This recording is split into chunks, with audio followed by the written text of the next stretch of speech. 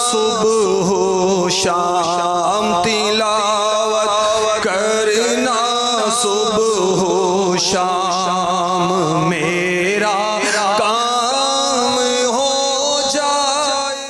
الحمدللہ رب العالمین والصلاة والسلام علی سید الانبیاء والمرسلین، اما بعد فاعوذ باللہ من الشیطان الرجیم، بسم اللہ الرحمن الرحیم۔ الصلاة والسلام علیک یا رسول اللہ وعلی آلک واصحابک یا حبیب اللہ۔ الصلاة والسلام علیک یا نبی اللہ وعلی آلک واصحابک یا نور اللہ۔ نویت سنت الاعتکاف۔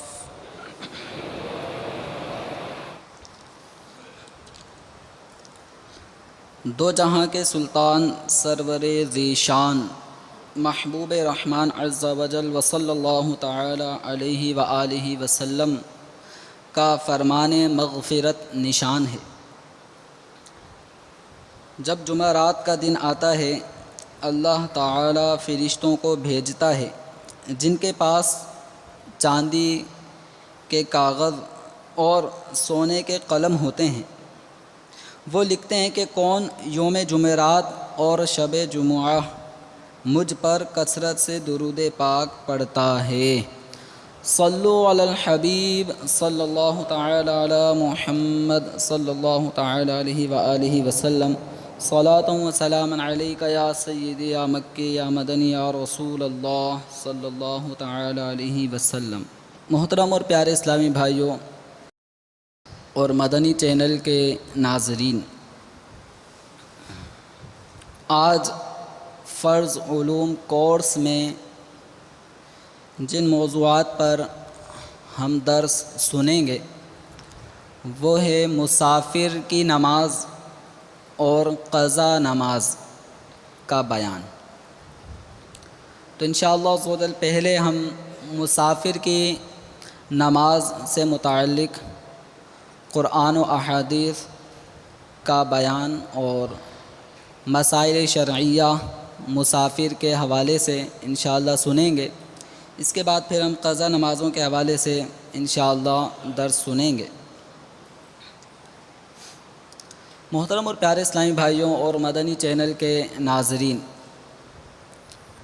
جب بھی مسافر کی نماز کا تذکرہ ہوتا ہے تو ایک لفظ ہم سنتے ہیں قصر کرنا، قاف صاد را، قصر۔ یہ لفظ عام طور پہ سننے کو ملتا ہے کہ مسافر قصر کرے گا، مسافر کو قصر کے ساتھ نماز پڑھنی چاہیے، مسافر پر قصر واجب ہے۔ تو اس طرح کے ہم جملے، الفاظ، کلمات سنتے رہتے ہیں۔ تو یہ قصر کا معنی کیا ہے؟ قصر کا معنی ہوتا ہے کمی کرنا۔ قصر کا لغوی معنی، جو لغت میں اس کا معنی آتا ہے، وہ ہے کمی کرنا، کسی چیز کو کم کر دینا۔ حج کے ایام میں ایک رکن آتا ہے کہ جب طواف اور سعی سے فراغت ہوتی ہے تو حاجی یا عمرہ کرنے والا حلق کرتا ہے یا تقصیر کرتا ہے۔ تقصیر معنی بھی کمی کرنا، تو وہاں یا تو وہ سر منڈاتا ہے، پورے سر کے بال دور کرتا ہے، یا پھر اپنے بالوں کے چوتھائی بالوں، سر کے چوتھائی بالوں کے ایک ایک پورے کے برابر بالوں کو وہ کاٹتا ہے، کم کر دیتا ہے۔ تو اس کو بھی قصر کرنا یا تقصیر کرنا کہتے ہیں۔ تو قصر کا لغوی معنی ہوتا ہے کم کرنا۔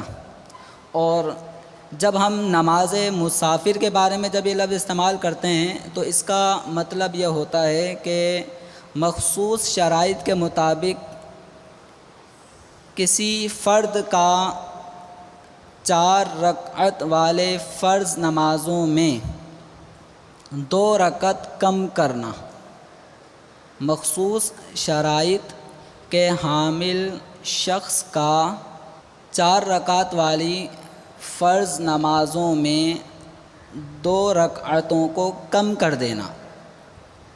تو مثلا ظہر ہے، عصر ہے، عشاء ہے، تو ان میں 4 رکعتیں جو فرائض ہیں، تو مسافر شرعی 4 رکعتیں نہیں پڑھتا بلکہ کتنی پڑھتا ہے؟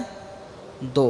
تو 2 رکعتیں وہ کم کر دیتا ہے، پھر 2 رکعتیں وہ ادا کرتا ہے، اور یہی 2 رکعتیں پڑھ لینا اس کے لیے کافی ہوتا ہے. قرآن و احادیث میں نماز میں قصر کرنے کا بیان موجود ہے. چنانچہ اللہ تبارک و تعالی سورہ نساء کی آیت نمبر 101 میں ارشاد فرماتا ہے: وَإِذَا ضَرَبْتُمْ فِي الْأَرْضِ فَلَيْسَ عَلَيْكُمْ جُنَاحٌ أَن تَقْصُرُوا مِنَ الصَّلَاةِ إِنْ خِفْتُمْ أَن يَفْتِنَكُمُ الَّذِينَ كَفَرُوا إِنَّ الْكَافِرِينَ كَانُوا لَكُمْ عَدُوًّا مُبِينًا. امام اہل سنت اعلیٰ حضرت رضی اللہ تعالی عنہ کنز الایمان شریف میں اس کا ترجمہ یوں فرماتے ہیں: اور جب تم زمین میں سفر کرو تو تم پر گناہ نہیں کہ بعض نمازیں قصر سے پڑھو، اگر تمہیں اندیشہ ہو کہ کافر تمہیں ایذا دیں گے، بے شک کفار تمہارے کھلے دشمن ہیں. اس آیت مبارکہ میں نماز میں قصر کرنے کا حکم موجود ہے. تو یہاں یہ فرمایا گیا کہ تم پر کچھ گناہ نہیں کہ تم بعض نمازوں میں قصر کر لو. تو قصر کرنے میں کچھ گناہ نہیں. ان خفتم، اگر تمہیں خوف ہو، اندیشہ ہو کہ کافر تمہیں ایذا دیں گے. اس آیہ مبارکہ کا جو مفہوم حاصل ہوتا ہے تو اس سے پڑھنے والا یہ سمجھتا ہے کہ قصر نماز کا حکم خوف کی صورت میں ہے. جب خوف لاحق ہو تو اس وقت قصر کر لینا چاہیے، اور اگر خوف لاحق نہ ہو تو پوری پڑھنی چاہیے. لیکن نبی کریم صلی اللہ تعالیٰ علیہ وآلہ وسلم نے سفر کی حالت میں امن، خوف، باہر صورت جب بھی سفر فرمایا تو سفر کی حالت میں بھی قصر کے ساتھ نمازیں ادا کی. تو حضرت سیدنا یعلا بن امیہ نے حضرت عمر رضی اللہ تعالیٰ عنہ کی بارگاہ میں حاضر ہو کر عرض کی کہ ہم تو امن میں ہوتے ہیں لیکن پھر بھی ہم قصر کرتے ہیں. بظاہر قرآن پاک کی آیت سے جو مفہوم حاصل ہوتا ہے وہ یہ ہے کہ ان خفتم، اگر تمہیں خوف ہو تو نماز میں قصر کرنے میں کوئی حرج نہیں، کوئی گناہ نہیں. لیکن اب تو ہم امن میں ہیں، کوئی خوف نہیں، تو پھر بھی ہم قصر کرتے ہیں. تو حضرت عمر رضی اللہ تعالیٰ عنہ نے جب یہ سوال سنا تو فرمایا: عجبت مما عجبت من، جس چیز نے تجھے تعجب میں ڈالا ہے وہ چیز مجھے بھی تعجب میں ڈال چکی ہے. اور اس تعجب کو دور کرنے کے لیے میں نے رسول اکرم صلی اللہ تعالیٰ علیہ وسلم کی بارگاہ میں جب سوال کیا کہ یا رسول اللہ، ہم اب تو امن کی حالت میں ہیں، کیا اب بھی ہم قصر کریں گے؟ تو رسول اکرم صلی اللہ تعالیٰ علیہ وآلہ وسلم نے ارشاد فرمایا: صدقہ تصدق اللہ بہا علیکم، یہ اللہ تعالیٰ کی طرف سے صدقہ ہے جو اس نے تم پر فرمایا ہے. فرمایا: فاقبلوا صدقتہ، اللہ تعالیٰ کے اس صدقے کو قبول کرو. تو نماز میں قصر کرنا، 2 رکعتیں کم ہو جانا، تو یہ اللہ تبارک و تعالیٰ کی طرف سے صدقہ ہے. ایک مومنین کے لیے ایک آسانی ہے کہ یہ 2 رکعتیں پڑھ لیتے ہیں، لیکن ان 2 رکعتوں کے پڑھنے پر انہیں اللہ تعالیٰ کی بارگاہ سے جو ثواب ملتا ہے وہ آدھا ہو کر نہیں ملتا، ثواب پورا ہی ملتا ہے. چنانچہ حضرت سیدنا عبداللہ بن عمر رضی اللہ تعالیٰ عنہما سے مروی ہے، اللہ کے حبیب صلی اللہ تعالیٰ علیہ وآلہ وسلم نے نماز سفر کی 2 رکعتیں مقرر فرمائیں، اور یہ پوری ہے، کم نہیں. یعنی یہ پوری ہیں، کم نہیں، صدر الشریعہ بدر الطریقہ حضرت علامہ محمد امجد علی اعظمی رحمۃ اللہ تعالی علیہ اس کی وضاحت کرتے ہوئے فرماتے ہیں، یعنی اگرچہ بظاہر 2 رکعتیں کم ہو گئیں مگر ثواب میں 2 ہی 4 کے برابر ہیں۔ تو یہ اللہ تبارک و تعالی کی طرف سے صدقہ ہے جو مومنین پر فرمایا گیا۔ اب اس صدقے کو قبول کرنا یہ ہم پر واجب ہے۔ اب کوئی شخص یہ کہے کہ میں 4 رکعتیں پوری پڑھوں گا، تم قصر کرو، تم 2 پڑھو، میں 4 پوری پڑھوں گا، یعنی اس کا ذہن یہ ہے کہ میں 4 رکعت پوری ادا کر کے ثواب زیادہ کما لوں گا، تو یہ اس کی خام خیالی ہے، کم عقلی ہے۔ ثواب کا دار و مدار اس نے اپنی عقل پر رکھا ہوا ہے، ثواب کا دار و مدار اللہ و رسول صلی اللہ تعالی علیہ وسلم کے قول پر ہے۔ جس کو اللہ و رسول ثواب کہیں وہ ثواب کا کام ہے، جس کو گناہ کہیں وہ گناہ کا کام ہے۔ تو اب یہ ہے کہ جو بھی شخص مسافر ہو اور وہ 4 رکعتیں اگر پڑھتا ہے، اس ذہن سے پڑھتا ہے کہ میں پوری پڑھوں گا، تو یہ پوری نہیں پڑھ رہا، اب یہ بظاہر 4 رکعتیں پڑھ رہا ہے لیکن یہ اللہ و رسول کی خلاف ورزی کرتے ہوئے پڑھ رہا ہے، تو اس کی یہ 4 رکعتیں کامل نہیں مانی جائیں گی، بلکہ اس کی یہ 4 رکعتیں پڑھنا ناقص ہیں۔ اس پر لازم ہے کہ دوبارہ سے پڑھیں، قصر کر کے دوبارہ سے 2 رکعتیں پڑھنا اس پہ واجب رہے گا، یہ گناہ گار الگ ہوگا۔ تو لہذا اگر جب قصر کے شرائط پائے جائیں تو اس صورت میں قصر کرنا یہ ایک مسلمان کی ذمہ داری ہے، اور اگر کوئی قصر نہیں کرے گا تو وہ اللہ و رسول عز و جل و صلی اللہ تعالی علیہ وسلم کا نافرمان ٹھہرے گا۔ فَاقْبَلُوا صَدَقَتَهُ، اللہ کے صدقے کو قبول کرو، یہ امر کا صیغہ ہے اور امر وجوب کے لیے آتا ہے، لہذا صدقہ قبول کرنا واجب ہے۔ اللہ کے اس صدقے کو مسلمان پہ واجب ٹھہرایا گیا۔ شرعی مسافت کتنی ہے یہ نوٹ کریں۔ شرعی کب مسافر بنتا ہے تو اس کے بارے میں یہ ہے کہ شرعاً مسافر وہ شخص ہے کہ جو 57.5 میل تقریباً 92 کلومیٹر کے فاصلے تک جانے کے ارادے سے اپنے مقام اقامت یعنی شہر یا گاؤں سے باہر ہو گیا۔ ایک شخص ہے جو باب المدینہ کراچی کا رہائشی ہے، اب وہ کب مسافر بنے گا؟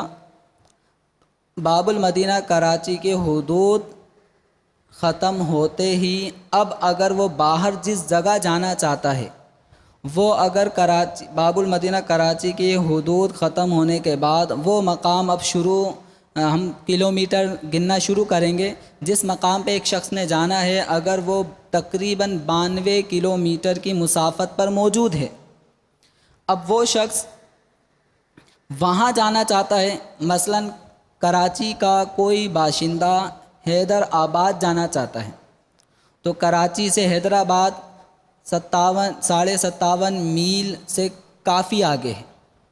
تو اب اگر کوئی شخص کراچی سے 57.5 میل سے زائد دور مسافت مثلاً حیدر آباد جانا چاہتا ہے، تو یہ شخص جب اپنے مقام اقامت سے باہر ہوگا، اپنے گاؤں اپنے شہر سے جب باہر ہوگا، تو ایسا شخص مسافر شرعی شمار ہوگا۔ اب یہ کہ کراچی سے باہر نکلنے والا شخص جو حیدر آباد کا ارادہ جس نے کر لیا کہ اس کو حیدر آباد جانا ہے، تو وہ نماز میں قصر کب سے شروع کرے گا؟ اب میں نے بیگ تیار کر لیا، سامان سب کچھ تیار ہے، نیت حیدر آباد جانے کی ہو چکی ہے، تو کیا میں ابھی سے مسافر بن گیا؟ کیا میں ابھی سے اپنے گھر میں، اپنے محلے میں، اپنے علاقے کی مسجد میں، کیا میں اب جو ظہر کی نماز پڑھوں یا عصر کی پڑھوں تو کیا میں قصر کر کے پڑھوں گا؟ ایسا نہیں ہے۔ محض نیت سفر کر لینے سے مسافر کا حکم جاری نہیں ہوگا۔ مسافر کا حکم جاری ہونے کا مطلب یہ ہے کہ قصر کرنے کا حکم اس کے لیے نہیں ہوگا۔ یہ قصر کب کرے گا؟ اس کے لیے قصر کا حکم اس وقت ہوگا کہ یہ اپنی بستی کی آبادی سے باہر ہو جائے۔ شہر ہے تو شہر سے باہر ہو جائے، گاؤں ہے تو اپنے گاؤں سے باہر نکل جائے، اور شہر میں جو رہتا ہے اس شہر میں رہنے والے کے لیے قصر نماز کی اجازت ملنے میں یہ بات بھی ضروری ہے کہ شہر کے آس پاس کچھ آبادیاں ہوتی ہیں جو شہر سے متصل ہوتی ہیں، تو وہ اپنے شہر سے متصل آبادیوں کو بھی کراس کر جائے۔ تو جب وہ ان آبادیوں کو بھی کراس کر جائے گا تو اب وہ نماز میں قصر کر سکتا ہے، اگرچہ اپنے شہر سے 1 کلومیٹر ہی ابھی دور ہوا تھا، اگرچہ اپنے گاؤں سے 1 کلومیٹر ہی وہ دور ہوا ہے، لیکن اپنے شہر اپنے گاؤں کی آبادی کو کراس کر چکا، وہاں سے نکل گیا، لیکن اس نے جانا کہاں پر ہے؟ یہ دو باتیں مطلب نماز میں قصر جب کی جائے گی تو سب سے پہلے یہ نوٹ کرنا ہے کہ آپ نے اپنے گاؤں سے اپنے شہر سے جس علاقے کا انتخاب کیا ہے وہ تقریباً 92 کلومیٹر کی مسافت پر واقع ہے یا اس سے پہلے ہے۔ اگر 92 کلومیٹر کے اندر ہو تو پھر آپ کو پورے راستے میں اور جس مقام پر آپ نے جانا ہے وہاں پر آپ نے قصر نہیں کرنی، پوری نمازیں پڑھنی ہیں۔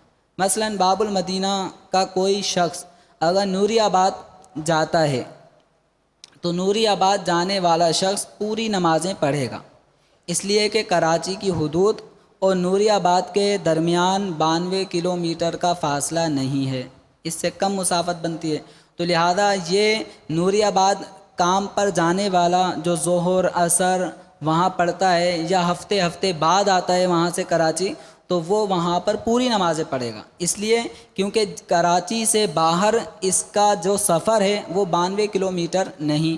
لیکن حیدرآباد اگر کوئی شخص جانا چاہتا ہے تو ایسا شخص چونکہ اپنے شہر اور جس مقام کا اس نے انتخاب کیا ہے اس کے درمیان 92 کلومیٹر کا فاصلہ ہے، اس سے زائد فاصلہ ہے، تو لہذا اب اس کا یہ سفر شرعی ہوا۔ اب جب یہ شخص کراچی کی حدود چھوڑے گا تو اب اس کے لیے نماز میں قصر کرنے کا حکم آ جائے گا۔ اب اگر اس نے دوران سفر جیسے حیدرآباد کے راستے میں کہیں پر وہ ظہر پڑھتا ہے، عصر پڑھتا ہے، عشاء پڑھتا ہے، تو اس کو ان نمازوں میں قصر کرنی ہوگی۔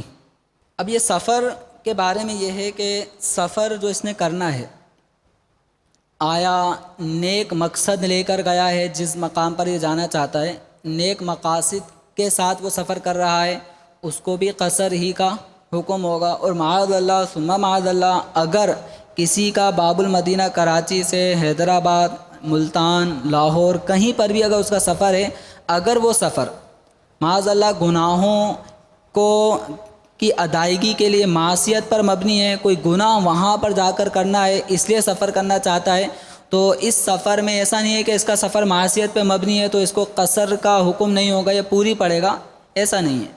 یعنی اگر کسی کا سفر معصیت پر بھی مبنی ہو لیکن چونکہ اس میں مسافر کی شرائط پائے جا رہے ہیں تو مسافر کی شرائط پائے جانے کی صورت میں اس کو بھی قصر کرنے کا ہی حکم ہوگا۔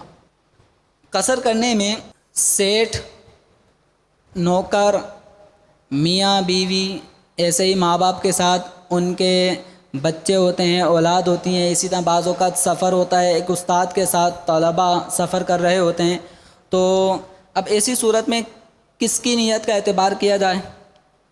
تو اس میں یہ ہے کہ ایک ایسا ملازم کہ جو ماہانہ یا سالانہ سیلری پر کام کرتا ہے، ماہانہ یا سالانہ سیلری پر کام کرتا ہے، تو ایسا شخص اگر اپنے سیٹھ کے ساتھ سفر کرے گا تو یہ سیٹھ کے تابع ہے، یہ سیٹھ کے تابع ہے۔ اسی طریقے سے فرما بردار بیٹا ماں باپ کا کہنا مانتا ہے، ماں باپ جہاں جا رہے ہیں وہاں یہ بھی جا رہے ہیں، تو ماں باپ کا فرما بردار بیٹا یہ اپنے والد کے تابع ہے۔ اسی طرح وہ شاگرد کے جو اپنے استاد کی خدمت میں لگا رہتا ہے، استاد ہی کی طرف سے اس کو کھانا پینا جو بھی جملہ ضروریات ہیں وہ استاد پوری کرتا ہے، بس اس نے اپنے آپ کو ایک استاد کی خدمت کے لیے وقف کیا ہوا ہے، تو ایسا شخص بھی، ایسا طالب علم اپنے استاد کے تابع ہے۔ ایسے ہی شوہر ہے اور بیوی ہے تو بیوی اپنے شوہر کے تابع ہے۔ اب یہ جو شاگرد ہے، یہ جو مزدور ہے یا فرما بردار بیٹا ہے یا بیوی ہے، ان کی نیتیں سفر کی ہوں یا نہ ہوں، یہ اپنے تابع ہیں کس کے؟ اپنے استاد کے، اپنے سیٹ کے، اپنے باپ کے اور اپنے شوہر کے، یہ ان کے تابع ہیں۔ جو ان کی نیت ہوگی متبوع، ایک ہے تابع جو اتباع کرے گا، پیچھے پیچھے چلے گا، اس کو تابع کہتے ہیں، اور ایک ہوتا ہے متبوع، یہ لکھ لیں متبوع۔ متبوع کا معنی ہوتا ہے جس کی اتباع کی جائے، متبوع معنی جس کی اتباع کی جائے، جس کے پیچھے پیچھے چلا جائے۔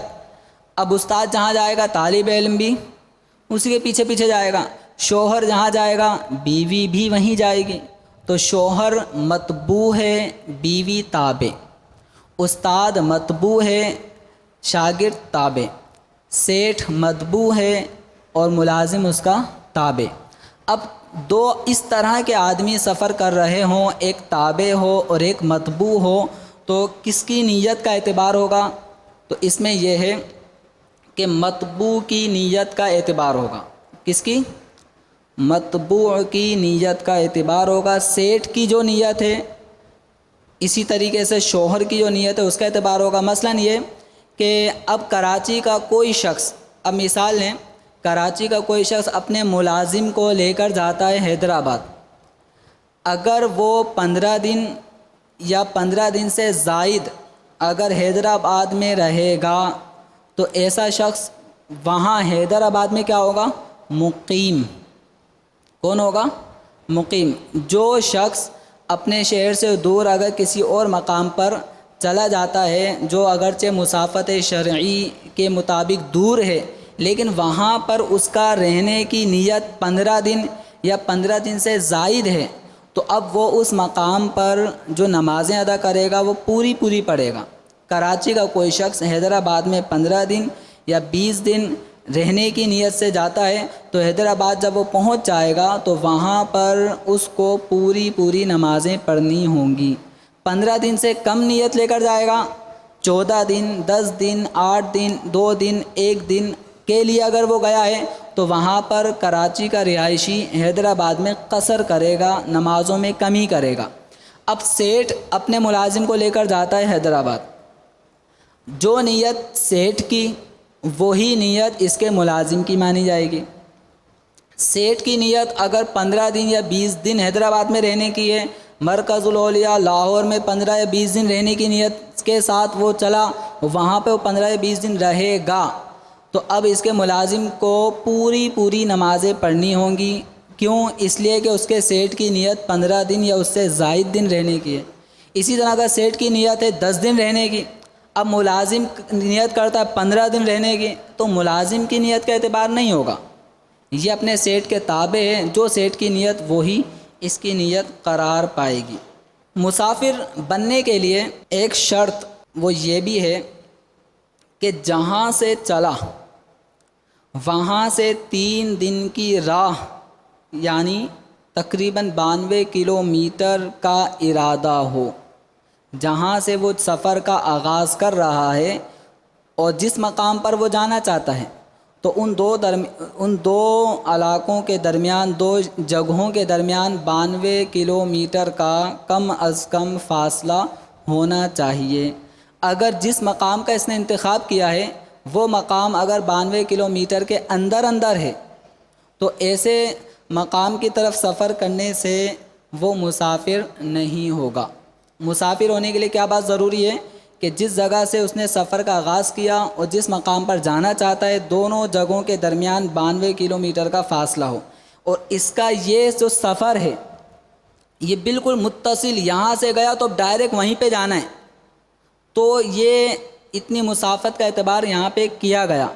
اگر کسی آدمی کا ارادہ حیدرآباد جانے کا ڈائریکٹ کراچی سے حیدرآباد کی بس میں بیٹھا اور حیدرآباد میں ہی اترنا ہے، تو یہ شخص یہ جو سفر ہے، یہ جو مسافت ہے، یہ اس کی مسافت شرعی بنتی ہے، اور یہ دوران سفر اگر نماز کا موقع ملے گا تو یہ قصر کرے گا۔ لیکن اگر ایک آدمی کا ارادہ ہے کہ پہلے میں کراچی سے نوری آباد جاؤں گا، وہاں پر 1 دن رکوں گا، اس کے بعد پھر وہاں سے میں جاؤں گا حیدرآباد، وہاں پر بھی اس کا ارادہ ہے کہ میں 2 دن رکوں گا، 1 ہفتے رکوں گا، ٹھیک ہے، تو باب المدینہ کراچی اور حیدرآباد کے درمیان اس کا سفر ٹوٹ گیا۔ اگرچہ سفر کی انتہا حیدرآباد پہ ہو رہی ہے، لیکن کراچی سے یہ حیدرآباد ڈائریکٹ نہیں جا رہا، یہ درمیان میں ایک مقام پر رکتا ہوا جا رہا ہے، اور وہ مقام جہاں پر اس نے رکنے کا ارادہ کیا ہے وہ کراچی سے 92 کلومیٹر کے اندر ہے۔ تو اس کا سفر یعنی متصلاً ایک جو سفر ڈائریکٹ ہونا تھا وہ ڈائریکٹ سفر 92 کلومیٹر تک نہیں پہنچا، اس کے درمیان میں ہی ایک سفر کی انتہا ہوئی، پھر یہاں سے نئے سفر کا آغاز ہوگا۔ تو کراچی سے حیدرآباد ڈائریکٹ جانے والا اس کا یہ سارا سفر قصر والا سفر ہے، یہ درمیان میں نماز پڑھے گا تو قصر کے ساتھ پڑھے گا۔ لیکن کسی شخص کا ارادہ کراچی سے نوری آباد کا ہوا تو یہ چونکہ 92 کلومیٹر سے اندر ہے، لہذا یہ اگر پہلے نوری آباد جائے گا، وہاں کچھ دن کچھ گھنٹے وہاں کام ہے، وہاں جا کر پھر آگے حیدرآباد کی طرف جائے گا، تو اس طرح اس کا سفر یکمشت 92 کلومیٹر نہیں ہوا، تو اس کا سفر ٹوٹ گیا۔ تو اس طرح اگر کوئی شخص پوری دنیا گھومتا ہے تو وہ مسافر نہیں بنے گا۔ مثلا کراچی سے نوری آباد گیا، نوری آباد سے پھر حیدرآباد گیا، اسی طرح حیدرآباد سے آگے جس علاقے کا اس نے انتخاب کیا ہے اس کے اور حیدرآباد کے درمیان اگر 92 کلومیٹر نہیں بنتا، پھر یہ وہاں چلا گیا، پھر وہاں سے اور آگے چلا گیا 50 کلومیٹر، پھر آگے 60 کلومیٹر، پھر 70 کلومیٹر، یوں گھومتا گھماتا یہ مدینہ منورہ تک پہنچ گیا، پھر وہاں سے واپسی آتے آتے یوں 50 60 70 کلومیٹر کے فاصلے پہ آتے آتے کراچی آ گیا۔ تو یہ اگرچہ مہینوں سفر کرتا رہا، سالوں سفر کرتا رہا، دنیا کے کئی ممالک تک بھی اگر یہ پہنچ جائے، لیکن یہ کیا ہوگا؟ مقیم۔ یہ نمازیں کون سی پڑھے گا؟ مقیم والی پڑھے گا، مسافر والی نماز نہیں پڑھے گا۔ وجہ کیا ہے؟ اس لیے کیونکہ اس کا کوئی بھی سفر یکمشت 92 کلومیٹر کی مسافت تک نہیں ہوا۔ تو ایسا شخص اگر پوری دنیا بھی گھوم آئے تو وہ مسافر نہیں بلکہ مقیم ہی رہے گا۔ اسی بنا پہ فقہاء کرام نے ایک جزیہ لکھا ہے کہ کوئی بادشاہ اپنی سلطنت میں جو اس کا ایک علاقہ تھا جو دارالسلطنت ہے وہاں سے مزید آگے اپنی سلطنت میں اپنی رعایا کی خبر گیری کے لیے وہ نکلتا ہے، اگر اس کا نکلنا یکمشت 92 کلومیٹر نہ ہو، کہیں وہ 20 کلومیٹر پہ رکتا ہے، وہاں کے حالات معلوم کرتا ہے، پھر آگے 50 کلومیٹر چلے جاتا ہے، وہاں کے حالات معلوم کرتا ہے، یوں کرتے کراتے وہ اگر پوری سلطنت میں گھومتا پھرتا رہے، اپنے گھر پہ بھی بعد میں پہنچ جائے، تو یہ بادشاہ سفر کرتے کرتے اپنے محل میں بھی اگر پہنچ جائے، پوری سلطنت پوری رعایا کی خبر گیری کر لے، تب بھی یہ مقیم ہی رہے گا۔ وجہ کیا ہے؟ کیونکہ اس کا جو ہم نے مثال فرض کی، اس مثال میں کوئی بھی سفر 92 کلومیٹر تک یکمشت نہیں ہوا۔ ہاں اگر اس کا سفر یکمشت 92 کلومیٹر ہو جاتا ہے تو پھر یہ مسافر ہو جائے گا۔ نماز کی قصر کرنے کے حوالے سے بعض اوقات ایسے ہوتے ہیں کہ ایک جگہ ایسی ہوتی ہے کہ اس جگہ تک پہنچنے میں 2 راستے ہیں، ایک جگہ ایسی ہے کہ جس تک پہنچنے میں 2 راستے ہیں، ایک ایسا راستہ ہے کہ جو 50 کلومیٹر پر ہی وہ مقام آ جائے گا، اور ایک راستہ ایسا ہے کہ جو اتنا گھوم کر جا رہا ہے کہ اس مقام سے اگر ہم سفر کرتے ہوئے اپنے جس جگہ کا ہمارا ارادہ ہے وہاں پہنچیں تو 100 کلومیٹر تک پہنچ جاتا ہے۔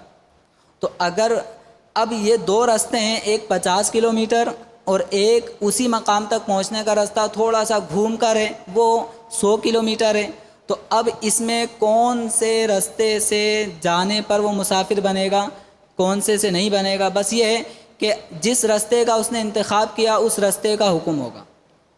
اگر یہ 50 کلومیٹر والے راستے کو اختیار کر کے اس مقام تک پہنچ جاتا ہے تو یہ نمازیں پوری پڑھے گا، اور اگر یہ اسی مقام پر یہ اگر 100 کلومیٹر والے راستے سے آتا ہے تو یہ قصر کرے گا۔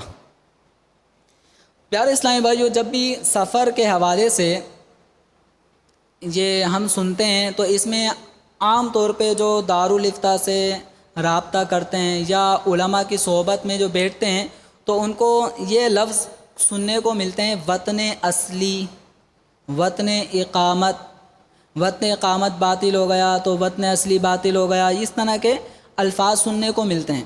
تو یہ وطن اصلی کیا ہے، اس کو نوٹ کریں آپ اسلامی بھائی بھی اور مدنی چینل کے ناظرین بھی نوٹ کریں کہ وطن اصلی کیا ہے۔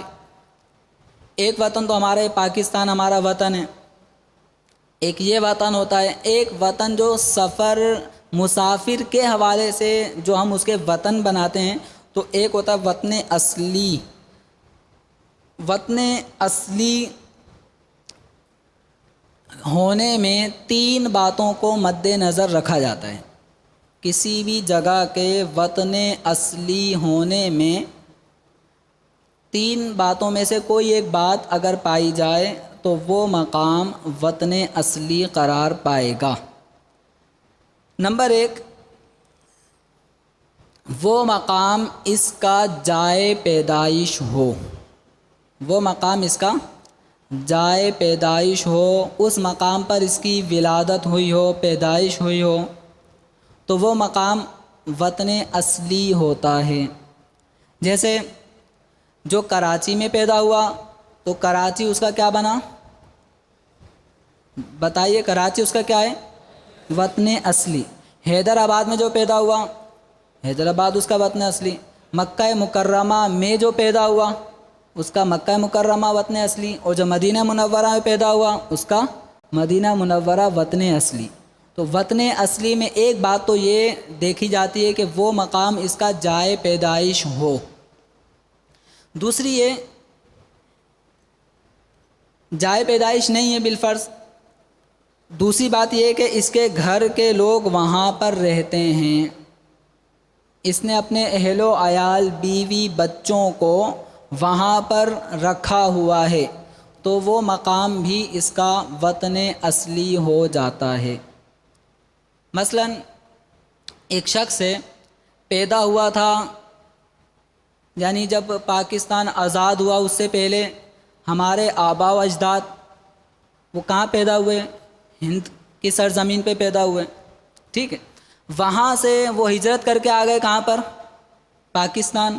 پاکستان میں انہوں نے اپنا گھر بسایا، اہل و عیال سب، کسی کے کراچی میں تو کسی کے حیدرآباد میں، کسی کے کسی اور شہر میں، ہندوستان سے ہند سے ہجرت کر کے آ گئے۔ وہ مقام جو ان کا جائے ولادت تھا ہند، وہ چھوڑ دیا، اب کہاں پر آ گئے؟ پاکستان میں۔ پاکستان کے جس شہر کو انہوں نے منتخب کیا وہ مقام اب ان کی رہائش گاہ بن گئی، بیوی بچوں سمیت وہ وہاں پہ رہنے لگے، تو اب یہ مقام ان کا وطن اصلی بن گیا، یہ مقام ان کا وطن اصلی بن گیا۔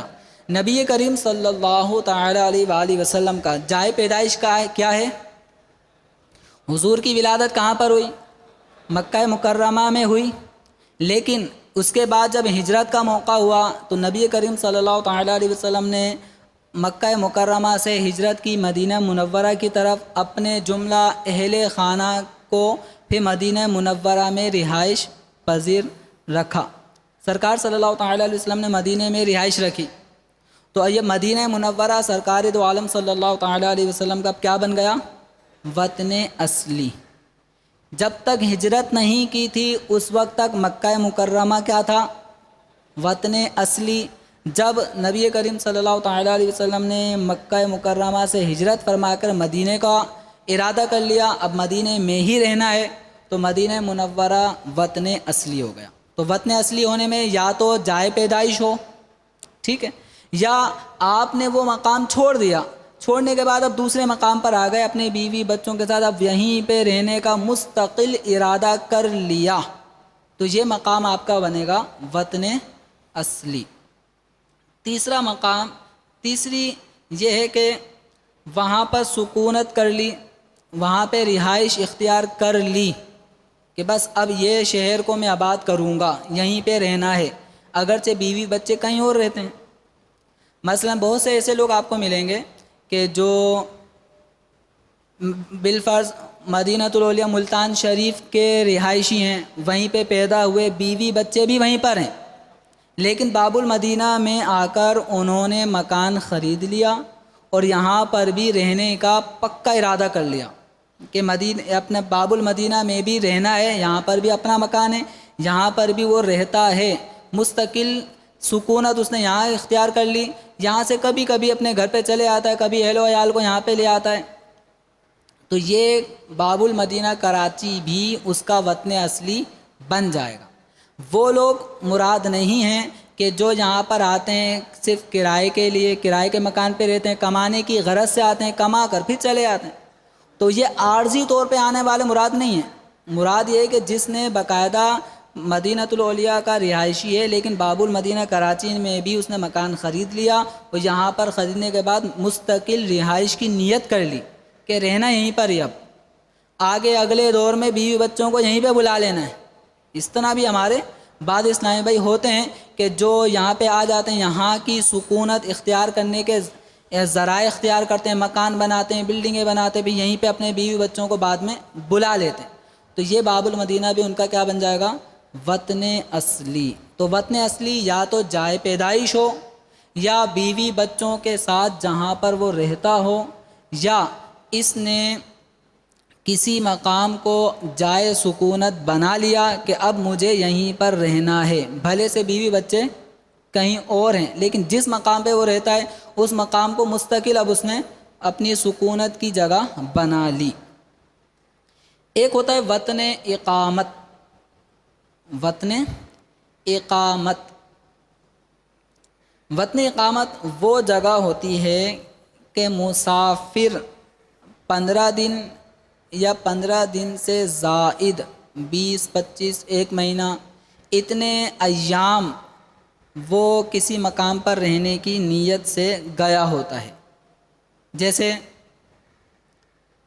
مدینۃ الاولیاء ملتان شریف کا کوئی اسلامی بھائی باب المدینہ کراچی آیا ہوا ہے، یہاں پہ کام کرتا ہے، تو یہاں پر اس نے جانا ہے کہ میں 1 مہینے کے بعد جاؤں گا، تو یہ باب المدینہ اس کا وطن اقامت بن گیا، تو یہ یہاں پہ مقیم ہو گیا۔ وطن اصلی میں اور وطن اقامت میں پوری نمازیں پڑھنی ہوتی ہیں۔ وطن اصلی میں اور وطن اقامت میں پوری نمازیں پڑھنی ہوتی ہیں، اس میں قصر نہیں کی جاتی۔ ایک وطن اور ہوتا ہے، اس کا نام ہے وطن سفر۔ وطن سفر، وطن سفر میں قصر کی جاتی ہے۔ وطن سفر سے مراد یہی لے لیں کہ آپ یہاں سے نواب شاہ 10 دن کے ارادے سے گئے، باب المدینہ سے نواب شاہ آپ 10 دن کے ارادے سے گئے، تو باب المدینہ آپ کا وطن اصلی ہے، لیکن نواب شاہ جس میں آپ گئے ہیں 15 دن سے کم نیت لے کر گئے ہیں، تو یہ نواب شاہ آپ کا وطن سفر بنے گا، اور وطن سفر میں نمازیں قصر کے ساتھ پڑھنی ہوتی ہیں۔ تو یہ وطن اصلی بھی آپ کو پتہ چل گیا، وطن اقامت بھی آپ کو پتہ چلا، اور وطن سفر بھی آپ کو گوش گزار کیا۔ اب یہ نوٹ کریں، وطن اقامت بعض اوقات باطل ہو جاتا ہے، وطن اقامت بعض اوقات باطل ہو جاتا ہے، اور وطن اقامت جب بھی کہا جائے گا تو اپنے ذہن میں یہ لے آیا کریں کہ یہاں پر پوری نمازیں پڑھنی ہیں۔ وطن اقامت میں کتنی نمازیں پڑھنی ہیں؟ پوری 2 رکعت وطن سفر میں پڑھتے ہیں، اور وطن اقامت میں 4 رکعتیں پڑھی جاتی ہیں، ٹھیک ہے؟ تو وطن اقامت کبھی باطل بھی ہو جاتا ہے، ختم بھی ہو جاتا ہے، کینسل ہو جاتا ہے، پھر دوبارہ سے وطن اقامت بنانا پڑتا ہے، لیکن وطن اصلی بنانے کی ضرورت نہیں پڑتی۔ وطن اصلی میں آپ کو پہلے ہی 4 رکعتیں پوری پڑھنی ہیں۔ مثلا یوں سمجھیں کہ آپ مدینۃ الاولیاء ملتان شریف کے ارادے سے نکلے، اب 10 دن 15 دن 20 دن جتنے بھی دن کا آپ کا ارادہ تھا، باب المدینہ سے نکل گئے، یہ آپ کا وطن اصلی ہے۔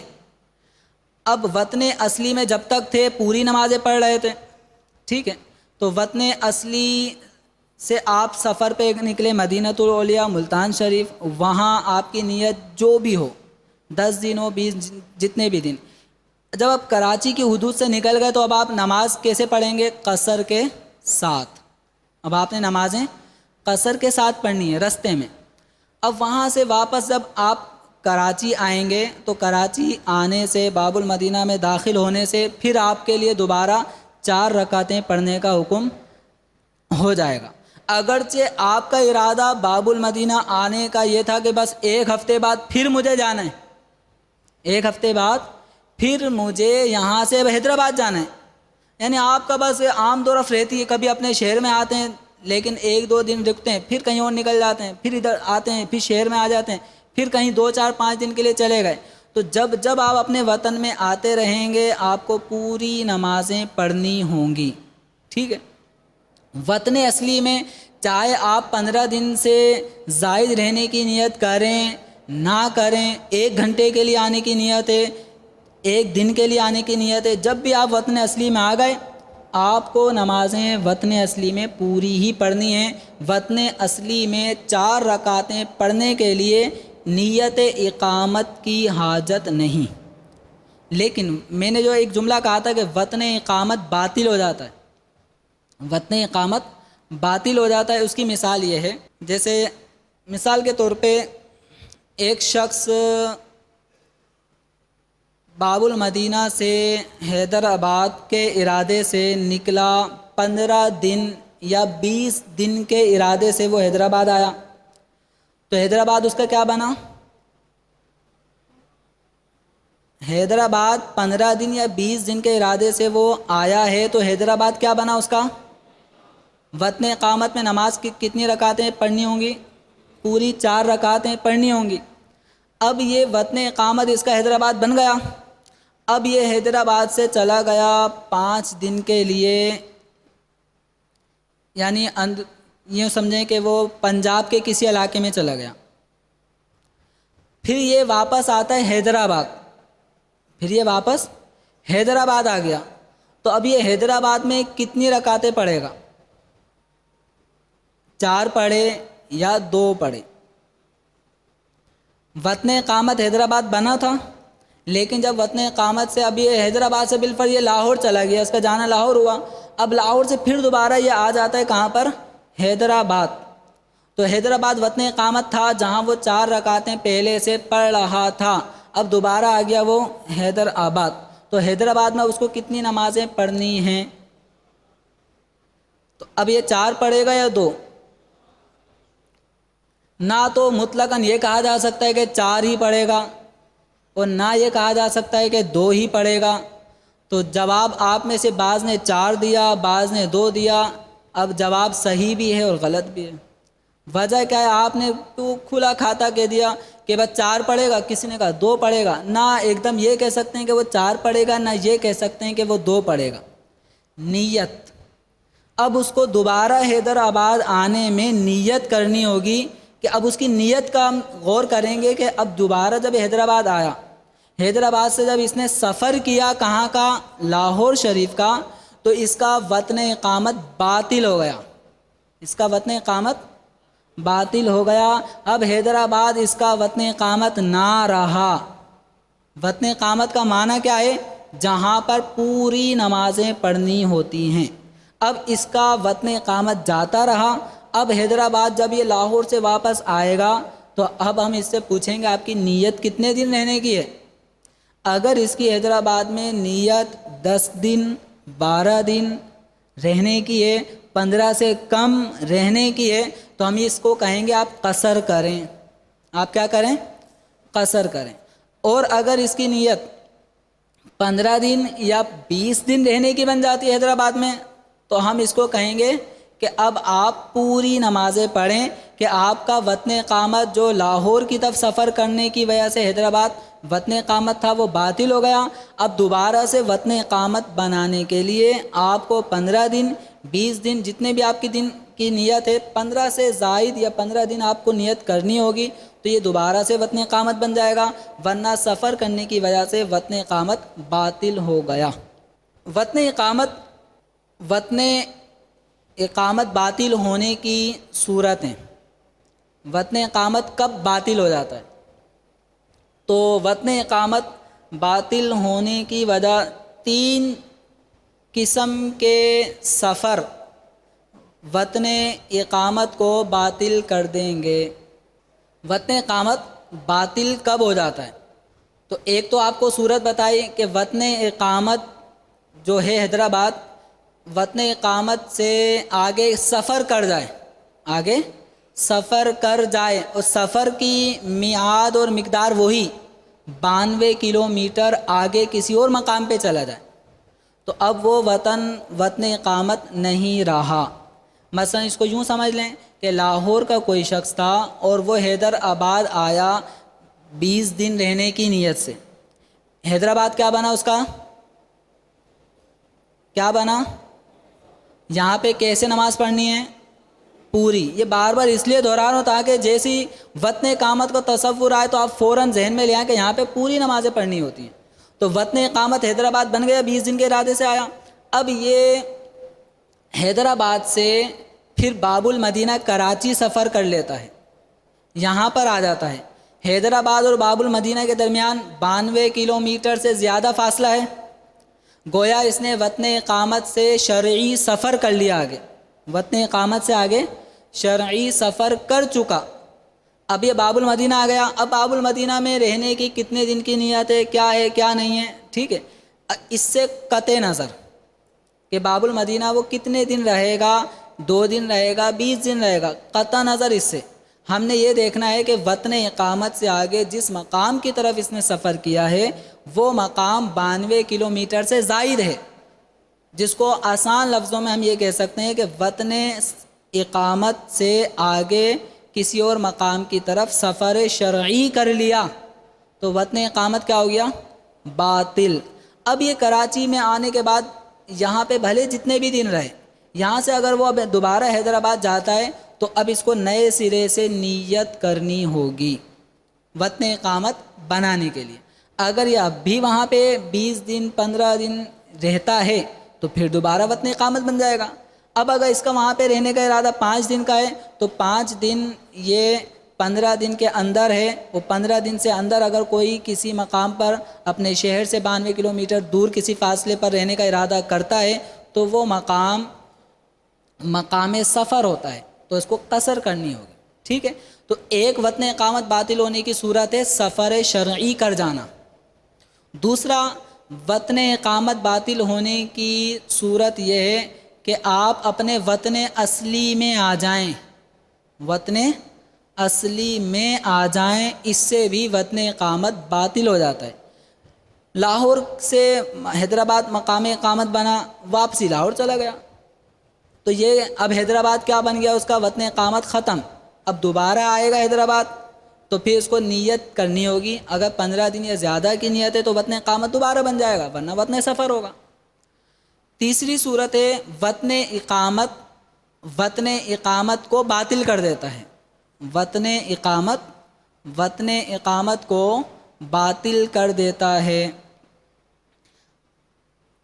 یعنی ایک مقام کو ہم نے بنایا وطن اقامت، یعنی 15 دن یا زائد ایام وہاں پہ رکنے کا ارادہ تھا، اس کو بنایا ہم نے کیا؟ وطن اقامت۔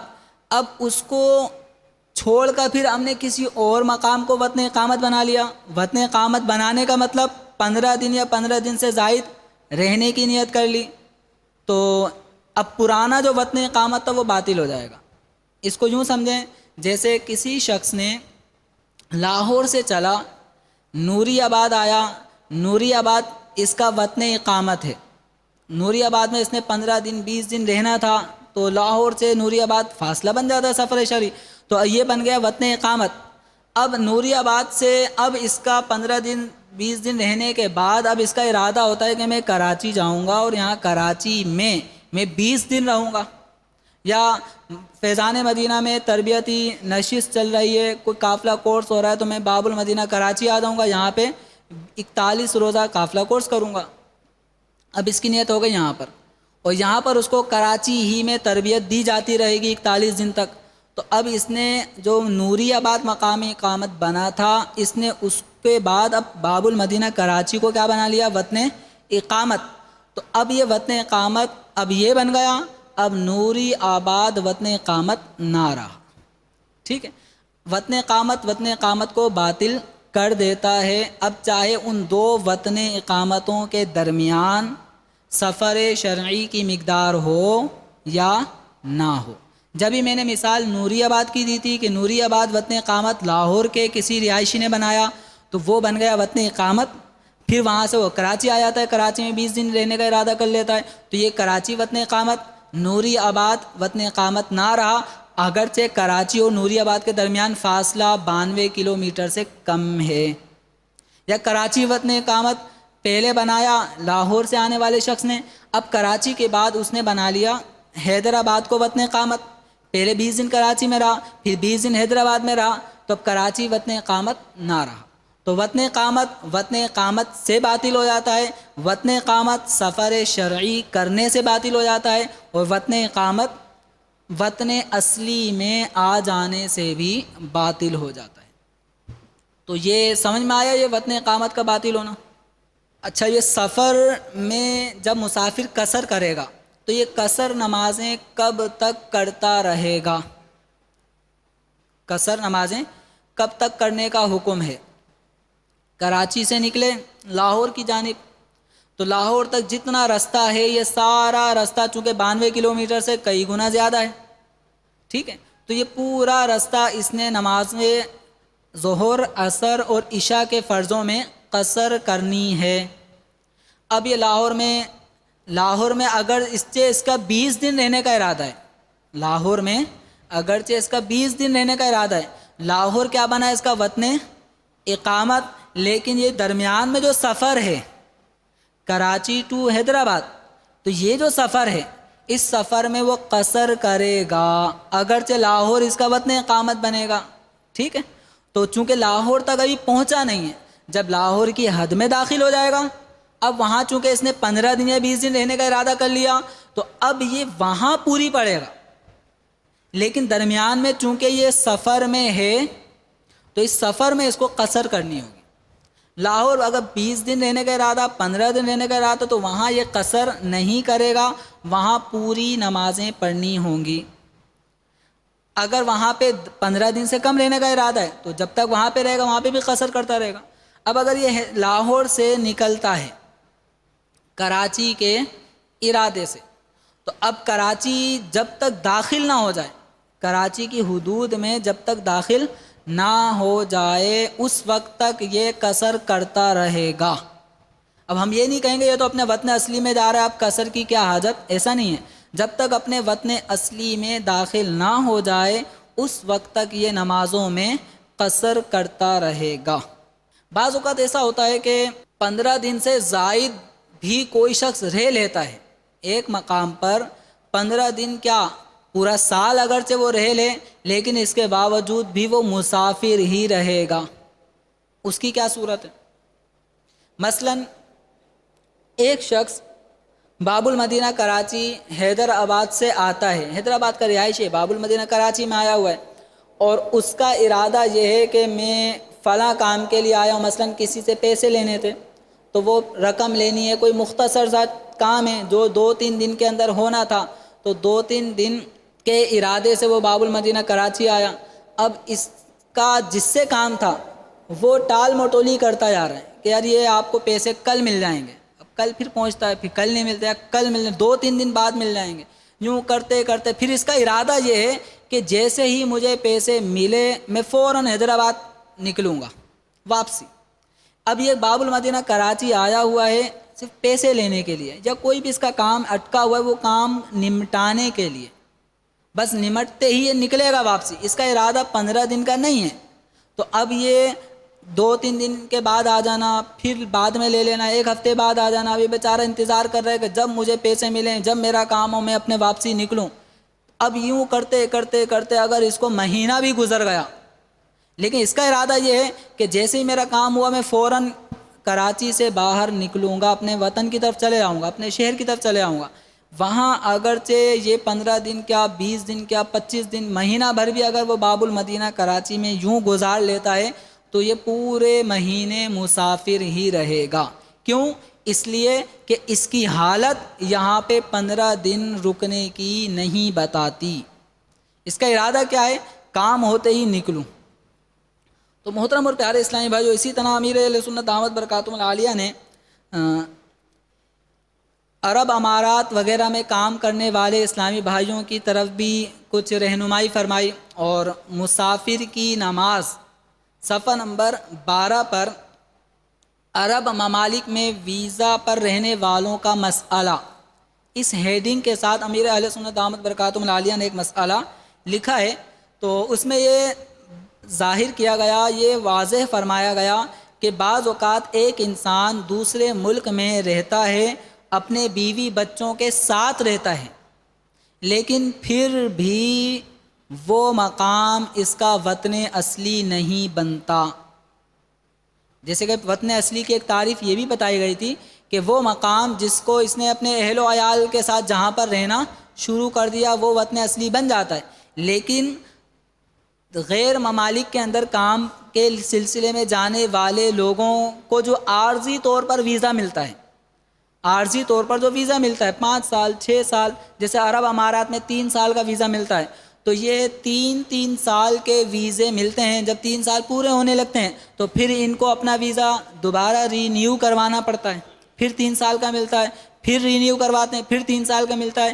تو اس طرح کے افراد بعض اوقات اپنی فیملی عرب امارات میں بلا لیتے ہیں، بیوی بچوں سمیت وہاں پر رہتے ہیں۔ تو اب کیا وہ عرب امارات کا وہ کوئی شہر، بالفرض دبئی ہے، تو دبئی جہاں پر اس نے اپنے بیوی بچوں کو بلا لیا ہے، تو کیا دبئی اس کا وطن اصلی بن گیا؟ نہیں بنا۔ اس کیوں نہیں بنا؟ کیونکہ قانونی طور پر یہ وہاں 3 سال سے زیادہ رہ ہی نہیں سکتا، اور اگر بغیر ویزے کے 3 سال سے زائد عرصہ ادھر ادھر چھپتا چھپاتا پھرا تو پکڑا جائے گا، جیل کسٹڈی ہوگی، یہ خوف ہوتا ہے، تو اس لیے پھر اس کو رینیو کروانا پڑتا ہے۔ تو ایک جیسے ہم یہاں پر رہ رہے ہیں، باب المدینہ کراچی میں پیدا ہوا ہے، یہاں پہ رہیں تو ہمیں یہاں پہ مستقل رہ رہے ہیں، جب تک زندہ ہیں مستقل ارادہ ہمارا کہ یہیں پہ رہیں گے، یہیں پہ جئیں گے، یہیں پہ مریں گے، تو کیا ہے ہمیں کوئی یہاں سے نکالتا نہیں ہے، تو یہ ہمارا وطن اصلی ہو جائے گا اگر بیوی بچوں کے ساتھ کسی طرح ایسے مقام کا انتخاب کر لیا۔ لیکن عرب امارات یا کسی اور ممالک میں جو اپنے فیملی کو لے کر چلے جاتے ہیں تو ان کا ارادہ وہاں پر، چونکہ اگرچہ فیملی کے ساتھ ان کا ذہن بنا ہوا ہے کہ ہم کئی سالوں یہاں پہ رہیں گے، لیکن وہ اپنے مستقل ارادہ نہیں رکھتے۔ اگر گورنمنٹ نے ان کو ویزا نہیں دیا تو واپسی آنا پڑے گا۔ تو اگرچہ ایسے افراد بیوی بچوں سمیت وہاں پہ رہتے ہوں، یہ وہاں کے وطن اصلی والے رہائشی نہیں کہلائیں گے۔ ہاں، ان کا دبئی کا بنے گا، وطن اقامت بن جائے گا۔ کیا بن جائے گا؟ وطن اقامت، کیونکہ انہوں نے دبئی میں رہنا ہے، تو دبئی میں 3 سال کا ویزا ملا تو 3 سال تک دبئی شہر میں رہنا ہے، تو دبئی ان کا کیا بنا؟ وطن اقامت۔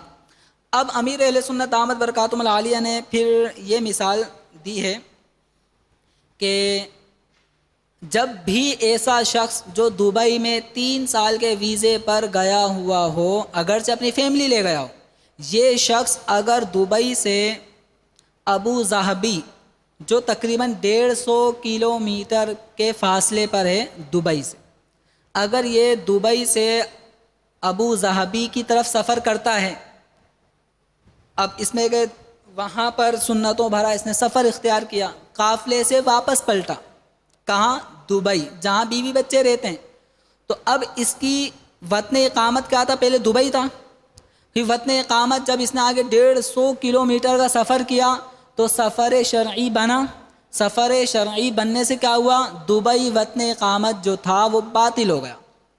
اب جب یہ ابو ظہبی سے دوبارہ دبئی آئے گا تو دبئی آنے پر اس نے نیت، اگر اس کی 15 دن یا 15 دن سے زائد اپنے بیوی بچوں کے ساتھ وہاں پہ رہنے کی نیت ہے تو دبئی اس کا بنا وطن اقامت، پوری نمازیں پڑھے گا۔ اور اگر 15 دن سے کم رہنے کا ارادہ ہے، پتہ ہے کہ پھر دوبارہ مجھے جانا ہے 10 دن بعد ابو ظہبی، ٹھیک ہے، تو اب یعنی دبئی وطن اقامت کیوں نہیں بنا؟ اس لیے کہ اس کا دبئی میں 10 دن رہنے کا ارادہ تھا اور 10 دن وطن اقامت نہیں بنا تھا۔ 10 دن میں یہ وطن سفر رہے گا۔ ہاں، اس کے جو بیوی بچے وہاں دبئی میں ہی رہتے ہیں وہ سفر نہیں کر رہے تھے، وہ مقیم رہیں گے، وہ وہاں پہ پوری نمازیں پڑھیں گے، لیکن ان کا شوہر، یہ شخص جو سفر کر گیا ابو ظہبی کی طرف، اب دبئی آتا ہے 10 دن کے بعد پھر ابو ظہبی جانا ہے، تو یہ دبئی میں مسافر رہے گا۔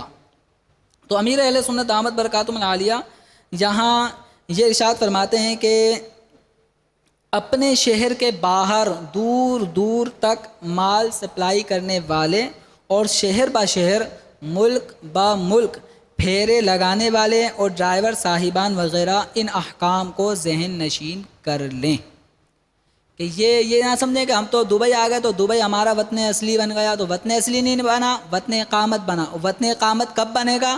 جب آپ کا سفر آگے کسی مقام پہ نہ ہوا ہو، جب تک آپ وہیں پہ رہیں گے وطن اقامت رہے گا، سفر کر لیا تو وطن اقامت باطل ہو جائے گا۔ اسی طرح عام طور پہ ہمارے ڈرائیوروں کا اکثر و بیشتر کبھی وطن اصلی میں آتے ہیں، وطن اصلی میں رات گزاری تو پھر آگے چلے آتے ہیں وطن سفر میں، تو یہ بیچارے سفر میں ہی گھومتے پھرتے پھراتے پوری زندگیاں ان کی یوں ہی گزر جاتی ہیں۔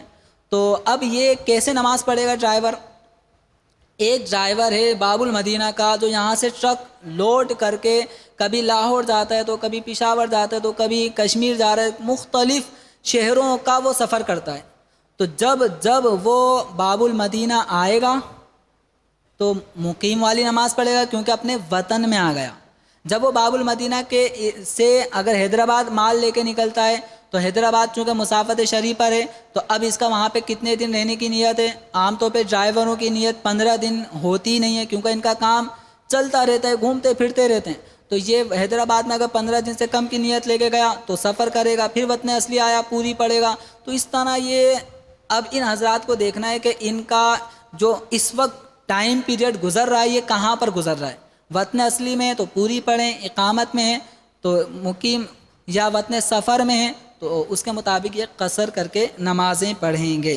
اب نماز قصر کرنا پیارے اسلامی بھائیو یہ واجب ہے، نماز میں قصر کرنا واجب ہے۔ اس میں اگر کسی نے کوتاہی کی، قصر نہیں کی، کوئی مسافر شرعی 4 رکعتیں پوری پڑھ لیتا ہے تو اس کا جان بوجھ کر 4 رکعتیں پڑھنا گناہ۔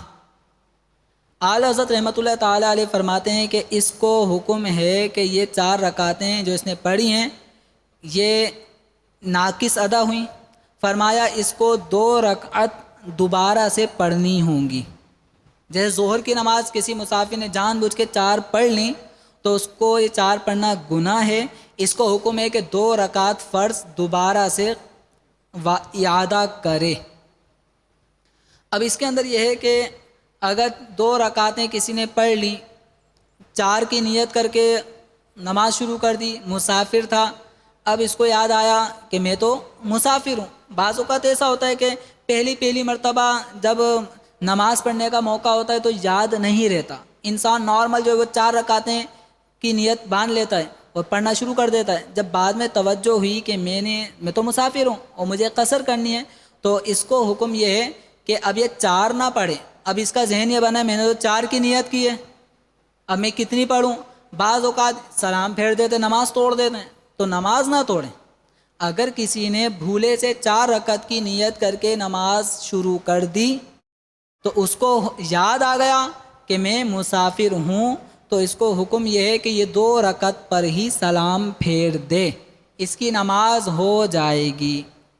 اب یہ نہیں کہ 4 کی نیت باندھی تھی تو اب 4 پوری ہی پڑھنی ہے، یا یہ بھی نہیں کہ اب میں نے 4 کی نیت باندھی تو غلط کر دیا، سلام پھیر دے یا نماز توڑ دے، نماز بھی نہیں توڑنی، 4 پوری بھی نہیں پڑھنی۔ تو تعداد رکعت میں اگر اس طرح سے غلطی ہو گئی تو رکعت کی تعداد میں غلطیاں ہونا یہ معاف ہے۔ آپ کی جو کنڈیشن ہے آپ اس کنڈیشن کے مطابق نماز پڑھیں گے، ٹھیک ہے۔ اسی طرح کوئی شخص مقیم ہے، وہ سفر کرتے کرتے جیسے 12 دن تک وہ قصر کرتا رہا، اس کی ایک عادت بن گئی قصر کرنے کی، اب وہ اپنے وطن اصلی میں آ گیا، پھر بھی وہ نماز کی وہ قصر کی ایسی عادت بن گئی کہ اب جیسے ظہر کی نماز پڑھنے لگا تو نیت کرتا ہوں 2 رکعت نماز ظہر، اللہ اکبر۔ اب اس کو یاد آیا کہ اب تو میں وطن اصلی میں آ چکا ہوں، مجھے تو پوری پڑھنی ہے، تو اب اس کو حکم یہ ہے کہ یہ 4 رکعتیں پڑھے۔ یہ نہ سوچے کہ میں نے تو 2 کی نیت باندھی تھی، اب 4 کیسے پڑھوں، یا 2 کی نیت باندھی تھی اور 2 پہ ہی سلام پھیر دے، تو 2 پہ سلام نہیں پھیرنا، اس نے نماز بھی نہیں توڑنی، اس نے 4 رکعتیں پوری پڑھنی ہیں، یہ چاروں رکعتیں اس کی ہو جائیں گی۔ کیوں؟ اس لیے کہ نمازوں میں رکعتوں کی تعداد میں اگر غلطی ہو جائے تو یہ معاف ہے۔ آپ کی جو کنڈیشن ہے، آپ نے اس کنڈیشن کے مطابق نماز پڑھنی ہے۔ مقیم ہیں 2 کی نیت کر لی تھی تو 4 پڑھیں، آپ مسافر ہیں 4 کی نیت کر لی تھی آپ 2 پڑھیں۔ مسافر کے اب احکام مزید بہت زیادہ ہیں، لیکن قضا نمازوں کا بھی بیان ہم نے سننا ہے۔ صلو علی الحبیب صلی اللہ تعالی علی محمد صلی اللہ تعالی علیہ وسلم۔ پیارے اسلامی بھائیوں، نماز اللہ تبارک و تعالی نے وقت مقررہ کے مطابق فرض فرمائی ہے۔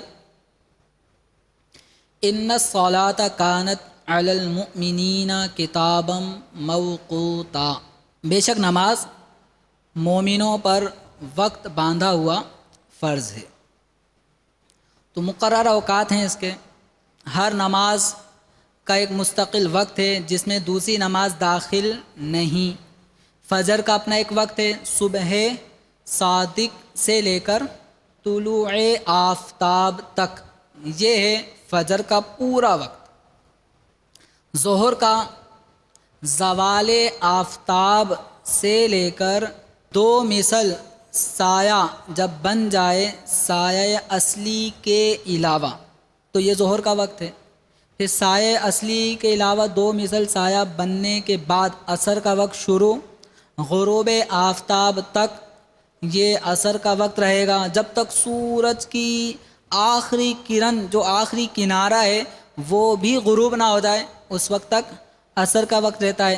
جب یہ پورا آخری کنارہ بھی ڈوب گیا، اب مغرب کا وقت شروع ہوا، اور یہ سورج غروب ہونے کے بعد آسمان پر سرخی چھا جاتی ہے۔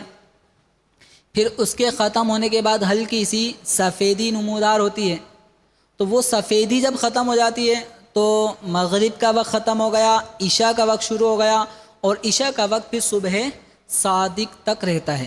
تو یوں ایک نماز کا وقت ختم ہوا، دوسری کا شروع ہوا، اس کا ختم ہوا، اس کا شروع ہوا، تو یوں سمجھیں ظہر سے لے کے عشاء تک یہ کنٹینیو 4 نمازیں ایسی ہیں کہ ایک کا وقت ختم ہوتی دوسرے کا وقت شروع بھی، تیسرے بھی، چوتھے، یوں ایسا نہیں ہے کہ ایک وقت کے درمیان اور دوسرے وقت کے درمیان کوئی 5-10 منٹ کا گیپ ہو، سوائے فجر کے، کہ فجر کا وقت ختم ہونے کے بعد پھر ظہر کا وقت شروع ہونے کے درمیان کافی گھنٹے بن جاتے ہیں۔ تو یہ نمازوں کے اوقات ہیں۔ اب نماز قضا کرنا کس کو کہتے ہیں، نماز ادا کرنا کس کو کہتے ہیں؟ تو یہ نماز کے قضا کرنے اور ادا کرنے کے درمیان فرق۔ جو نماز اپنے مقررہ وقت میں ادا کی گئی، جو نماز اپنے مقررہ وقت میں ادا کر لی گئی، وہ نماز ادا، وہ نماز ادا۔ اور جو نماز مقررہ وقت گزر جانے کے بعد اب پڑھی جائے گی، وہ نماز کیا ہوگی؟ قضا۔ ٹھیک ہے، ادا وہ جو اپنا مقررہ وقت میں پڑھی جائے، اور قضا وہ کہ جو مقررہ وقت کے بعد پڑھی جائے۔ فجر کی نماز طلوع آفتاب سے پہلے پہلے پڑھ لی تو کیا کہلائے گی؟ ادا۔ کیا کہلائے گی؟ ادا۔ اور طلوع آفتاب ہو گیا، ابھی تک نماز نہیں پڑھی تھی، اب اس کے بعد اب کوئی 20 منٹ مزید انتظار کرتا ہے سورج طلوع ہونے کے بعد، پھر اب وہ جو فجر کی نماز پڑھ رہا ہے تو چونکہ وقت مقررہ چلا گیا، ختم ہو گیا، اب چونکہ یہ فجر کی نماز ادا کر رہا ہے تو اب یہ کہلائے گی قضا۔ اب قضا اور ادا، جب کوئی نماز ادا قضاء عمری یا قضا نماز پڑھ رہا ہو اور اس کے منہ سے ادا کا لفظ نکل جائے، تو ادا کا لفظ نکلنے سے نماز کی صحت پہ کوئی فرق نہیں پڑے گا۔ مثلا بعض اوقات اسلامی بھائی ہوتے ہیں، یا فجر کی نماز میری رہ گئی، اب میں ظہر کی نماز میں پڑھ رہا ہوں تو ادا کی نیت کروں یا قضا کی کروں؟ ادا کی نیت سے پڑھوں یا قضا کی نیت سے پڑھوں؟ تو اس کی نماز چونکہ وقت مقررہ تو ختم ہو گیا، اب اس کے بعد ہی پڑھ رہا ہے تو اس کی نماز کیا کہلائے گی؟ قضا ہی کہلائے گی. اب چاہے یہ ادا کے الفاظ بولے یا قضا کے الفاظ بولے، ادا قضا ان الفاظوں سے اس کی صحت پہ کوئی فرق نہیں پڑے گا. کیوں؟ کیونکہ نماز کا وقت مقررہ ختم، تو اب نماز قضا ہی قضا ہے، چاہے بلفظ ادا اس کو پڑھا جائے. اسی طرح اگر کوئی نماز وقت مقررہ میں پڑھ رہا ہے، جیسے آج کی اگر کوئی ظہر پڑھے گا اور اس نے یہ نیت کر لی کہ آج کی ظہر میں پڑھ رہا ہوں قضا، اللہ اکبر، تو یہ اگرچہ قضا کے الفاظ بول رہا ہے، لیکن چونکہ یہ آج کی ظہر پڑھ رہا ہے اور ظہر کے وقت میں پڑھ رہا ہے تو یہ کیا کہلائے گی؟ ادا، اگرچہ قضا کے الفاظوں میں پڑھے. تو قضا ادا ان الفاظوں کے تبادلے سے کوئی فرق نماز کی صحت پہ پڑتا نہیں ہے. ہاں یہ ہے کہ قضا نماز ہے، قضا کی نیت سے پڑھے، ادا نمازیں ادا کی نیت سے پڑھیں. الفاظ آگے پیچھے ہونے سے نماز کی صحت پہ کوئی فرق نہیں آتا. ایسے ہی ایک لفظ استعمال ہوتا ہے واجب الاعادہ.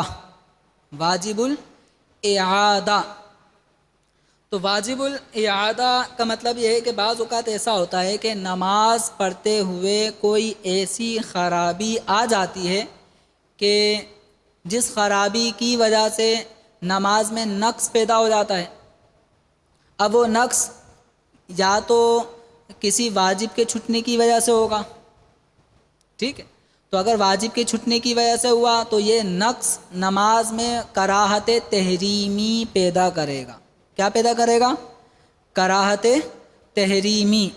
اور جو نماز مکروہ تحریمی ہو جائے اس نماز کو جو دوبارہ پڑھنا ہوتا ہے یہ واجب ہوتا ہے. تو مکروہ تحریمی نماز واجب الاعادہ ہوتی ہے.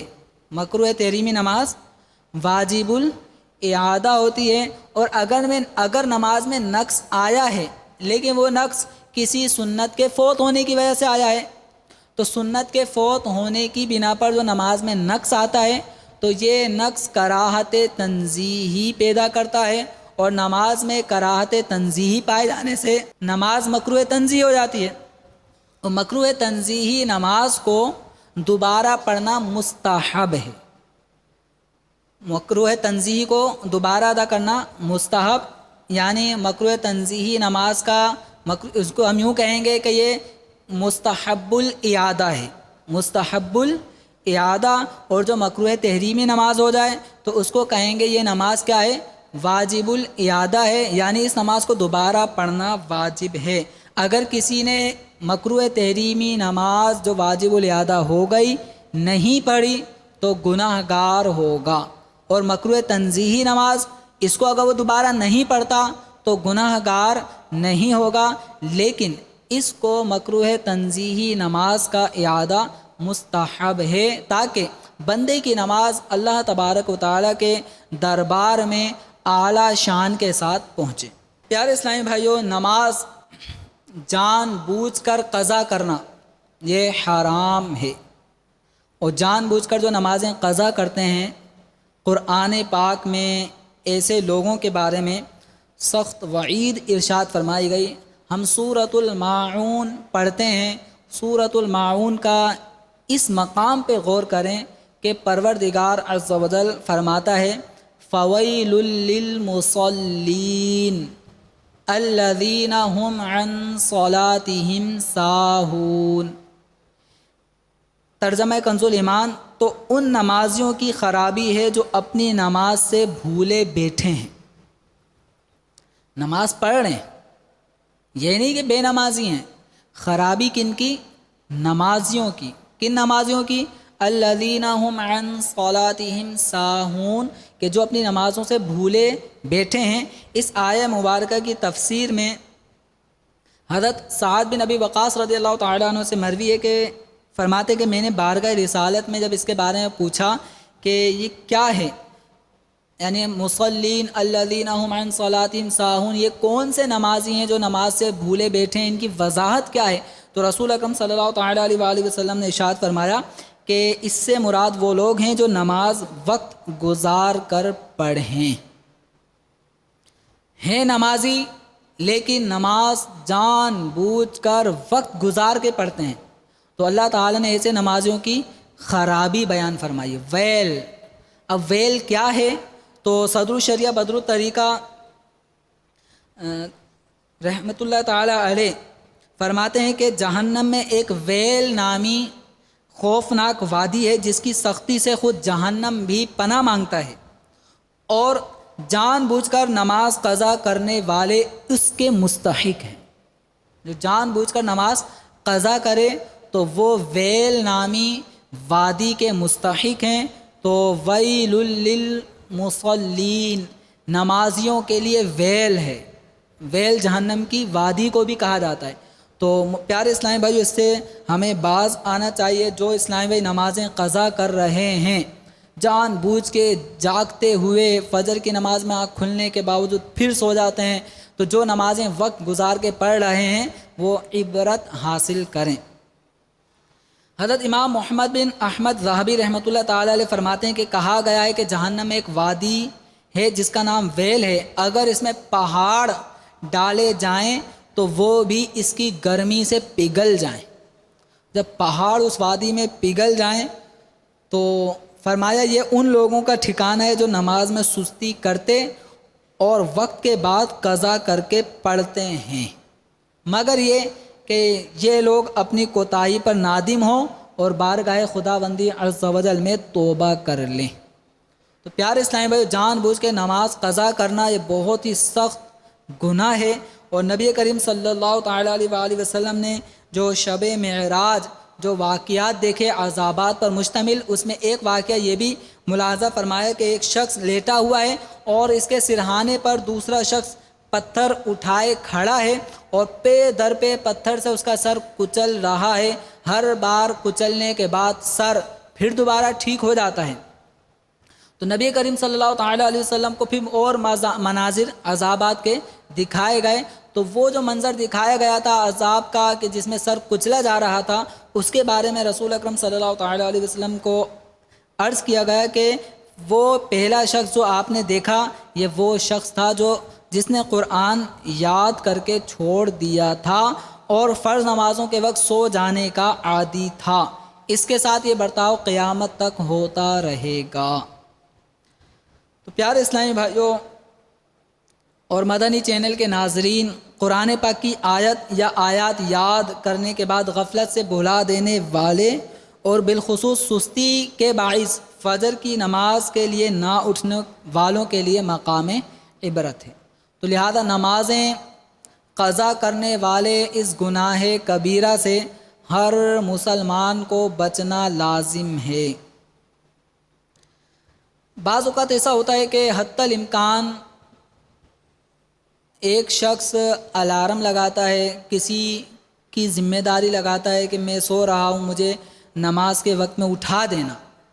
اب الارم بجتا رہا، اس کی آنکھ نہیں کھلی، کوئی دوسرا اس کو ہلاتا جلاتا رہا، اٹھاتا رہا، پھر بھی اس کی آنکھ نہیں کھلی. تو بعضوں کی نیند اس طرح کی بہت پکی ہو جاتی ہے یا بہت زیادہ تھکاوٹ کے باعث کوئی سویا اور اس نے ذمہ داری تمام لوازمات اٹھنے کے اختیار کیے، اس کے باوجود اب اگر اس کی آنکھ نہیں کھلی، اب یہ سو گیا، فجر کے وقت ختم ہو گیا، طلوع آفتاب ہو گیا، اب اس کی آنکھ کھلتی ہے، تو جان بوجھ کر اگر اس نے سستی نہیں کی، جان بوجھ کے نہیں اٹھا، نیند کی وجہ سے نیند طاری ہو گئی اور شدید نیند تھی، ہر طرح کے لوازمات پورے کرنے کے باوجود بھی آنکھ نہیں کھلی، تو اب اس کے اوپر نماز قضا کرنے کا گناہ نہیں ہوگا.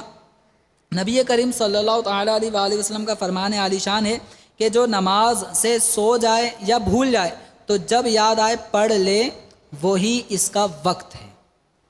یعنی اس میں یہ سہولت ہے کہ اب تاخیر نہ کرے. تو عالمگیری کے اندر ہے کہ نماز جس کی قضا ہو گئی تو اب اس کو تاخیر کرنا مکروہ ہے. جیسے ہی آنکھ کھلی، جیسے ہی یاد آ گیا کہ مجھے نماز پڑھنی تھی، نہیں پڑھی، تو اب اس کو بلا تاخیر نماز پڑھنی چاہیے، تاخیر نہ کرے. بعض اوقات ایسا ہو جاتا ہے کہ نماز ذہن میں ہی نہیں رہتی. جیسے ایک شخص نماز کا عادی ہوتا ہے، عشاء کی نماز اگر اس کی جماعت سے کسی کام کاج میں مصروف ہونے کی بنا پہ جماعت رہ گئی، اب چونکہ عام طور پہ جماعت کے ساتھ نماز پڑھنے کی روٹین ہوتی ہے، عادت ہوتی ہے، بعد میں پڑھنے کا کبھی تصور بھی نہیں ہوتا کہ اس نے بغیر جماعت کے نماز پڑھے. تو عام طور پہ جو با جماعت نمازی ہو تو اب اگر کبھی اس کی جماعت رہ جاتی ہے تو اب تصور میں الگ پڑھنے کی کبھی عادت تھی نہیں اس کی، تو بعض اوقات ایسا آدمی نماز بھول جاتا ہے، دیگر اپنے کام کاج میں روٹین میں لگا رہا یہاں تک کہ یہ جب رات کو سو بھی جاتا ہے، اس کے وہم و گمان میں بھی نہیں ہوتا کہ کبھی کہ میں نے عشاء پڑھنی تھی ابھی نہیں پڑھی، تو بعض اوقات یوں بھول جاتا ہے، یا سفر کی وجہ سے کبھی کسی کی عشاء کی نماز رہ جاتی ہے تو گھر پہ آ گیا حسب معمول تھکاوٹ سو گیا، عشاء کی نماز پڑھی نہیں، یہ ذہن میں نہیں رہا، تو اگر کوئی بھول جائے نماز پڑھنا ہی یا سو گیا تو حدیث مبارکہ میں فرمایا گیا کہ جب یاد آئے پڑھ لے، وہی اس کا وقت ہے۔ تو اگر وقت نکل گیا اب آنکھ کھلی وقت جانے کے بعد تو اب اس کو تاخیر کرنا مکروہ ہے۔ آنکھ نہ کھلنے کی صورت میں اگر کسی کی فجر کی نماز قضا ہو گئی تو اب اس کو ثواب ادا کا ملے گا یا نہیں ملے گا، تو اس کے بارے میں امام اہل سنت اعلیٰ حضرت رضی اللہ تعالیٰ عنہ فرماتے ہیں کہ ایسا آدمی کہ یعنی جس میں اٹھنے کی ہر طرح کی اس کی کوشش تھی، اب بھی اگر وہ سو گیا اور فجر میں آنکھ نہ کھلی، اب قضا ہو گئی، چونکہ وقت کے بعد پڑھے گا تو قضا ہوگی، تو کیا اس کو ادا کا ثواب ملے گا یا نہیں؟ تو فرماتے ہیں اللہ تعالیٰ کے اختیار میں ہے کہ اس کو ادا کا ثواب دے یا نہ دے۔ بہرحال اگر غفلت تھی، سستی تھی، کاہلی تھی، بلا عذر نماز یوں اس کی جاتی رہی تو اب یہ گناہ گار ہوگا، ورنہ اگر کوئی بھول ہو گئی یا سو گیا آنکھ کھلی نہیں اور حتی الامکان اٹھنے کی بھرپور کوشش تھی تو اب گناہ نہیں ہوگا۔ تو ایسے موقع پر فقہائے کرام فرماتے ہیں کہ نماز کا وقت داخل ہونے کے بعد اگر کوئی شخص سو گیا، وقت داخل ہو چکا، فجر کا وقت شروع ہو گیا، اب اگر کوئی سو جاتا ہے اور وقت نکل گیا، نماز قضا ہو گئی، تو اب ایسا شخص قطعاً گناہ گار ہوگا، جبکہ جاگنے پر صحیح اعتماد یا جگانے والا موجود نہ ہو۔ بلکہ فجر میں وقت داخل ہونے سے پہلے بھی سونے کی اجازت نہیں، جبکہ اکثر رات کا حصہ جاگنے میں گزرا ہو۔ تو بعض اوقات ایسا ہوتا ہے کہ رات کا اکثر حصہ جاگتے گزر جاتا ہے، ابھی وہ کہتا ہے تھوڑی سی کمر سیدھی کر لوں، وہ کمر کیا سیدھی ہوتی ہے، وہ 10 بجے پھر آنکھ کھلتی ہے۔ تو اگر کسی کو رات کا ایک کثیر حصہ وہ جاگ چکا ہے، اب ایسی کنڈیشن ہے کہ اب اگر سویا تو فجر میں آنکھ کھلنا مشکل ہے، تو اب اس کے لیے حکم یہ ہے کہ اب یہ نہ سوئے، یہ جاگتا رہے یہاں تک کہ فجر کی نماز پڑھنے کے بعد اب اس کے لیے سونا ہوگا۔ تو جب یہ اندیشہ ہو کہ صبح کی نماز ذاتی رہے گی تو بلا ضرورت شرعیہ رات دیر تک جاگنا ممنوع ہے۔ تو ایسی صورت میں جن لوگوں سے نماز قضا ہوئی ہیں، جان بوجھ کے نماز چھوڑتے رہے ہیں، تو ان تمام اسلامی بھائیوں کو توبہ، تمام اسلامی بہنوں کو بھی توبہ کرنی ہوگی۔ اب توبہ کس چیز کو کہتے ہیں؟ تو توبہ میں 3 ارکان ہیں۔ کتنے؟ 3 ارکان ہیں۔ نمبر 1 اعتراف جرم، اعتراف جرم یعنی جو گناہ ہوا اس کو بندہ تسلیم کرے کہ یہ گناہ مجھ سے ہوا ہے، اعتراف جرم کرے کہ میں نے نمازیں قضا کی ہیں، جان بوجھ کے میں نے نمازیں چھوڑی ہیں، اس بات کا اعتراف کرے۔ نمبر 2 ندامت، شرمندگی، احساس ندامت بھی اس کو ہو۔ اور تیسری شرط ہے عزم ترک، یعنی جو گناہ اس نے اب تک کیا ہے اس گناہ کو آئندہ نہ کرنے کا پختہ ارادہ۔ تو جب یہ 3 باتیں کسی شخص کی توبہ میں پائی جاتی ہیں کہ اس نے ندامت کا بھی اظہار کر رہا ہے اور اپنے جرم کو مانتا بھی ہے اور آئندہ وہ گناہ نہ کرنے کا سچا عہد بھی کرتا ہے، تو اب یہ توبہ کے ارکان پورے ہوئے تو انشاءاللہ اس کی توبہ بھی پوری ہو گئی۔ اللہ تبارک و تعالیٰ اس کی توبہ قبول فرمائے گا۔ تو جن اسلامی بھائیوں یا اسلامی بہنوں، مدنی چینل کے ناظرین جن کی نمازیں آج تک قضا ہوتی رہی ہیں، تو آج سے پختہ ارادہ کر لیں کہ ہم اپنے آپ کو جہنم کا ایندھن انشاءاللہ نہیں بننے دیں گے۔ ویل للمصلین، جو نمازیوں کے لیے خرابی بیان کی گئی، انشاءاللہ ہم ان نمازیوں جیسے نمازی نہیں بنیں گے، انشاءاللہ ہر نماز وقت پر ادا کریں گے۔ تو محترم اور پیارے اسلامی بھائی، جو جل از جل نماز جس کے ذمہ باقی ہے اس کو چاہیے کہ قضا کر لے۔ بعض اوقات ایسا ہوتا ہے کہ الحمدللہ دعوت اسلامی کے ماحول کی برکتیں ہیں کہ نمازوں سے اگر کوئی شخص دور تھا تو اس مدنی ماحول کی برکتوں سے وہ الحمدللہ نمازی بن جاتا ہے۔ اعتکاف، دعوت اسلامی کے مدنی ماحول میں جو اعتکاف ہوتے ہیں یہ ایسی زبردست مدنی چوٹ دل پر پیدا کرتے ہیں کہ کایا پلٹ جاتی ہے۔ کل کا فاسق، فاجر، گناہ گار، بے نمازی الحمدللہ مدنی ماحول میں جب آ جاتا ہے تو صف اولیٰ کا نمازی بن جاتا ہے۔ تو پیارے اسلامی بھائی الحمدللہ ماحول کی برکتیں ہیں کہ قضا نمازیں جو کرتے تھے، نمازیں نہیں پڑھتے تھے، ان کا ذہن بنتا ہے، نمازوں کی طرف راغب ہوتے ہیں، اور الحمدللہ ان کا یہ بھی ذہن بننے لگتا ہے کہ جو سابقہ عمر میں ہماری نمازیں فوت ہوئی تھیں، ہم نے نہیں پڑھی تھیں، اب ہم نے وہ بھی ادا کرنی ہے۔ تو یاد رکھیے کہ جو نماز اگر قضا ہو گئی تو وہ قضا نماز معاف نہیں ہوتی، قضا نماز معاف نہیں ہو جاتی۔ بعض لوگوں میں یہ مشہور ہے کہ بس جب سے صبح کا بھولا شام کو واپس آ گیا اس کو بھولا نہیں کہتے، بس یہ نمازی بن گیا آج سے، بس پچھلی نمازیں ختم، بس توبہ کر لیں۔ تو توبہ کے شرائط میں سے ایک شرط یہ بھی ہے کہ اگر کوئی ایسا گناہ ہوا تھا جس میں حق تلفی بھی ہوئی تھی، اگر کوئی گناہ ایسا تھا جس میں حق تلف ہوا تھا، اگر بندے کا حق تلف ہوا تھا تو اس بندے کو اس کا حق ادا کرنا ہوگا، تب توبہ کامل ہوگی۔ ٹھیک اسی طریقے سے اگر بندے نے اللہ تعالیٰ کا حق ضائع کیا تھا تو اب توبہ کی تکمیل میں ضروری ہے کہ وہ اللہ تعالیٰ کا حق بھی ادا کرے۔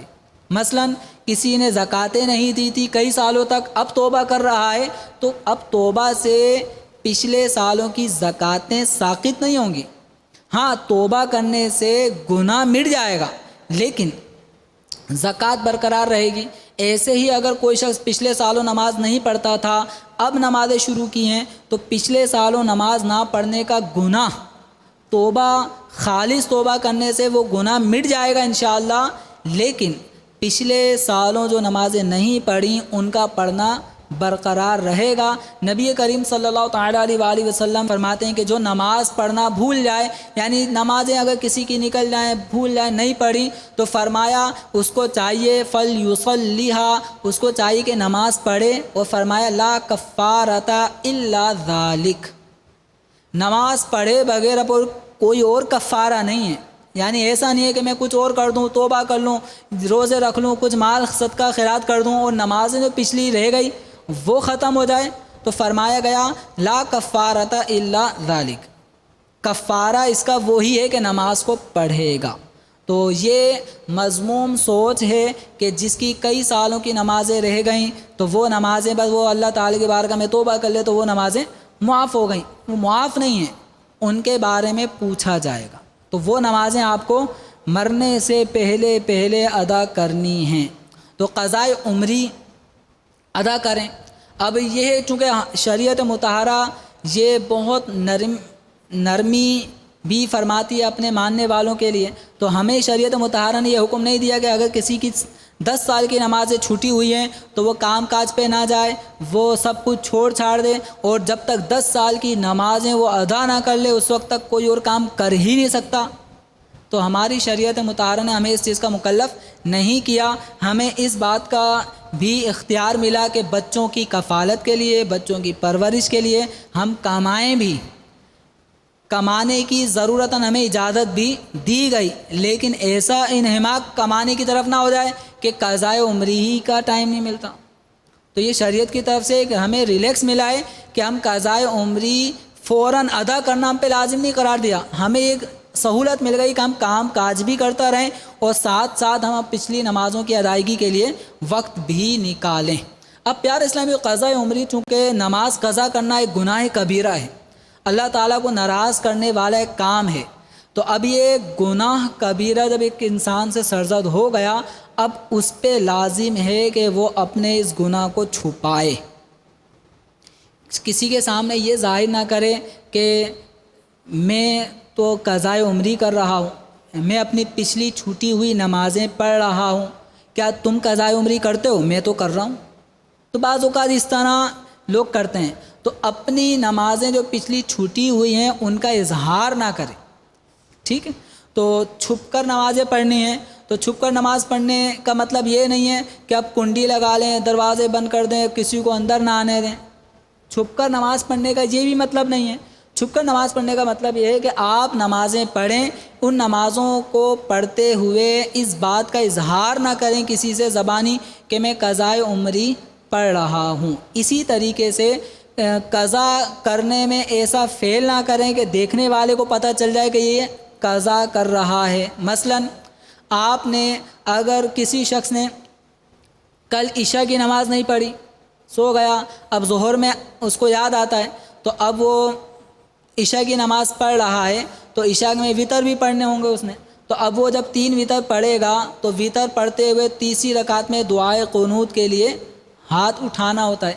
تو اب دن کے وقت دعائے قنوت وہ تو رات میں پڑھی جاتی ہے وطر، تو دن کے وقت وطر نہیں پڑھے جاتے، تو اب دن میں اگر کوئی وطر پڑھے گا، مسجد میں پڑھے گا، سب کے سامنے پڑھے گا، تو یہ لوگوں کو اگرچہ بتا نہیں رہا اپنی زبان سے، لیکن اپنے کردار سے لوگوں پہ ظاہر کر رہا ہے کہ میری وطر قضا ہو گئی تھی، میں وہ ادا کر رہا ہوں۔ تو لہذا وطر ایسے موقع پر اگر کسی کو قضا عمری کرنی ہے اور لوگ وہاں پہ موجود ہوں تو ایسے موقع پر اس کو چاہیے کہ وطر میں جو ہاتھ اٹھائے جاتے ہیں، یہ ہاتھ اٹھانا سنت ہے۔ کیا ہے؟ ہاتھ اٹھانا سنت، اور دعائے قنوت کی تکبیر اللہ اکبر جو ہم کہتے ہیں، یہ کیا ہے؟ واجب۔ یہ کیا ہے؟ واجب۔ تو اب یہ سورہ فاتحہ پڑھ لی، سورت پڑھ لی، اب اس کے بعد ہاتھ نہ اٹھائے، بس تکبیر کہے اللہ اکبر، اس کے بعد دعائے قنوت شروع کر دے، کسی پہ ظاہر نہ ہونے دے کہ میں وطر ادا کر رہا ہوں۔ اسی طرح اب لوگوں کے مجمع میں یا ساتھ میں بیٹھے ہوئے اگر یہ پڑھ رہا ہوگا 3 رکعتیں، تو 3 رکعتیں پڑھنے کی صورت میں لوگوں کو تشویش تو ہوگی کہ ظہر میں تو 4 رکعتیں ہوتی ہیں یا 2 رکعتیں ہوتی ہیں، 4 سنت ہوتی ہیں، 4 فرض ہوتے ہیں، 2 سنت، 2 نفل، تو یا تو 4 یا 2، 3 تو نہیں ہوتے۔ اب لوگوں کے سامنے اگر 3 رکعت وطر پڑھیں گے تو اس میں لوگ پوچھیں گے کہ مولانا صاحب آپ نے 3 رکعتیں پڑھ دی، بھولے سے آپ کو 4 پڑھنی تھیں، آپ نے 3 پہ سلام پھیر دیا، یا آپ نے 2 پڑھنی تھیں، آپ نے 1 رکعت اور پڑھ لی۔ تو دعائے قنوت کی تکبیر کے لیے ہاتھ تو نہیں اٹھا رہے ہم، لیکن 3 رکعتیں پڑھیں گے لوگوں کے سامنے، تو ایسے موقع پر اگر کسی نے ہم سے سوال کر دیا کہ آپ نے 3 رکعتیں پڑھ دیں، تو اب یہ نہ کہ ہاں وہ وطر پڑھ رہا تھا، میں قضا ہو گئے تھے، یا مغرب کی نماز قضا ہو گئی تھی، میں وہ قضاء عمری کے 3 رکعت فرض مغرب کے پڑھ رہا تھا، تو لوگوں پر یہ اظہار نہ کریں۔ اگر کسی نے سوال کر بھی دیا تو جزاک اللہ کہتے ہیں، جزاک اللہ آپ نے بتا دیا، جزاک اللہ آپ نے بتا دیا، یعنی اس نے اپنی طور پہ وہ تو صحیح بتا رہا ہے، وہ اپنے طور پہ تو یہ سمجھ رہا ہے کہ آپ سے غلطی ہو رہی ہے کہ آپ نے 2 رکعت پڑھنی تھی ظہر کے وقت میں، یا 4 پڑھنی تھی، آپ نے 3 کیوں پڑھی؟ تو اس کے ذوم میں کیا ہے؟ آپ غلطی کر رہے ہیں، ٹھیک ہے۔ اب ایسے موقع پر اب آپ یوں کہیں گے میں قضائے عمری ادا کر رہا تھا، تو یہ ہو جائے گا اظہار گناہ، تو اظہار گناہ بھی گناہ ہے۔ تو ایسے موقع پر آپ یوں کہہ دیں جزاک اللہ خیرہ، تو وہ خوش ہو گیا، وہ سمجھا کہ میں نے جو غلطی کی طرف توجہ دی تھی تو اس کو پتہ چل گیا کہ غلطی ہو گئی، اور آپ کو پتہ ہے کہ آپ نے کیا ادا کیا، تو اس پہ ظاہر نہ کریں، دعائے خیر اس کو دے دیں، انشاءاللہ وہ بھی خوش اور آپ کے عیب پر پردہ بھی ہو گیا۔ اب پیارے اسلامی بھائیو، نماز قضاء عمری ادا کرنے میں ایک، جب بھی رمضان المبارک آتا ہے اور جب بھی اس کا جمعۃ الوداع آتا ہے تو ایک پرچہ عوام میں تقسیم ہونا شروع ہو جاتا ہے، قضاء عمری 4 رکعت پڑھو، ساری زندگی کی نمازیں ادا۔ محمد رسول اللہ صلی اللہ تعالیٰ علیہ وسلم نے ایسی کوئی نماز نہیں بتائی کہ جس میں 4 رکعت پڑھو ساری نمازیں معاف، نمازیں معاف نہیں ہوتی، نمازیں یہ اللہ کا فرض ہے، یہ ادا کرنا ہے۔ ایک غزوے کے موقع پر رسول اکرم صلی اللہ تعالیٰ علیہ وسلم کی نماز عصر فوت ہوئی، آپ نے نماز عصر پڑھی۔ ایک غزوے کے موقع پر جنگ کی بنا پر آپ صلی اللہ تعالیٰ علیہ وسلم کی کچھ نمازیں فوت ہوئیں، صحابہ بھی ساتھ تھے، تو رسول اکرم صلی اللہ تعالیٰ علیہ وسلم نے ان تمام نمازوں کو ادا کیا، با جماعت ان نمازوں کو ترتیب وار ادا کیا گیا، یہ نہیں کہ بس چھوٹ گئیں تو چھوٹ گئیں اب توبہ کر لیں گے، ایسا نہیں، یہ نمازیں ادا کرنی ہیں۔ سرکار دو عالم صلی اللہ تعالیٰ علیہ وسلم نے عملاً بھی اگر مجبوراً عذر شرعی کی بنا پہ نماز چھوٹی ہیں ان کو سرکار دو عالم صلی اللہ تعالیٰ علیہ وسلم نے ادا کیا ہے، اور یہاں صراحت بھی فرما دی لا کفارۃ الا ذالک، نماز پڑھے بغیر کوئی کفارہ نہیں ہے، نماز پڑھنی ہے، ٹھیک ہے۔ تو توبہ یہ گناہ معاف کرنے کا ذریعہ تو بنے گی، نماز معاف کرنے کا ذریعہ نہیں بنے گی، تو نماز ادا کرنی ہے۔ اب اگر کسی نے نمازیں ادا کرنی ہے تو جمعۃ الوداع کے موقع پر جو قضاء عمری کی 4 رکعت پڑھنے کا جو مشہور ہوتا ہے یہ بالکل غلط ہے، من گھڑت ہے۔ اس طرح 4 رکعت پڑھنا اور یہ سمجھ لینا کہ قضاء عمری ادا ہو گئی یہ خام خیالی ہے، اس طرح کی 4 رکعت پڑھنے کی اجازت بھی نہیں ہے اس ذہن سے۔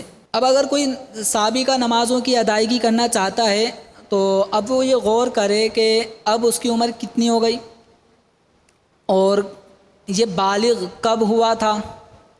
اگر اس کو اپنا سن بلوغ یاد ہے اس کو نوٹ کر لے کہ 14 سال کی عمر میں بالغ ہوا تھا۔ علامات بلوغ جو بیان کیے جاتے ہیں، احتلام ہونا، بے خوابی ہو جانا سوتے میں، یا عورت ہے تو اس کو ایام شروع ہو جانا، تو عورت کے لیے کم از کم عمر بالغ ہونے کا جو زمانہ ہوتا ہے لڑکی میں 9 سال کی عمر یہ ابتدائی مدت ہوتی ہے، اس میں لڑکیاں بالغ ہونا شروع ہو جاتی ہیں، اور لڑکا کم از کم اس کی مدت ہے 12 سال۔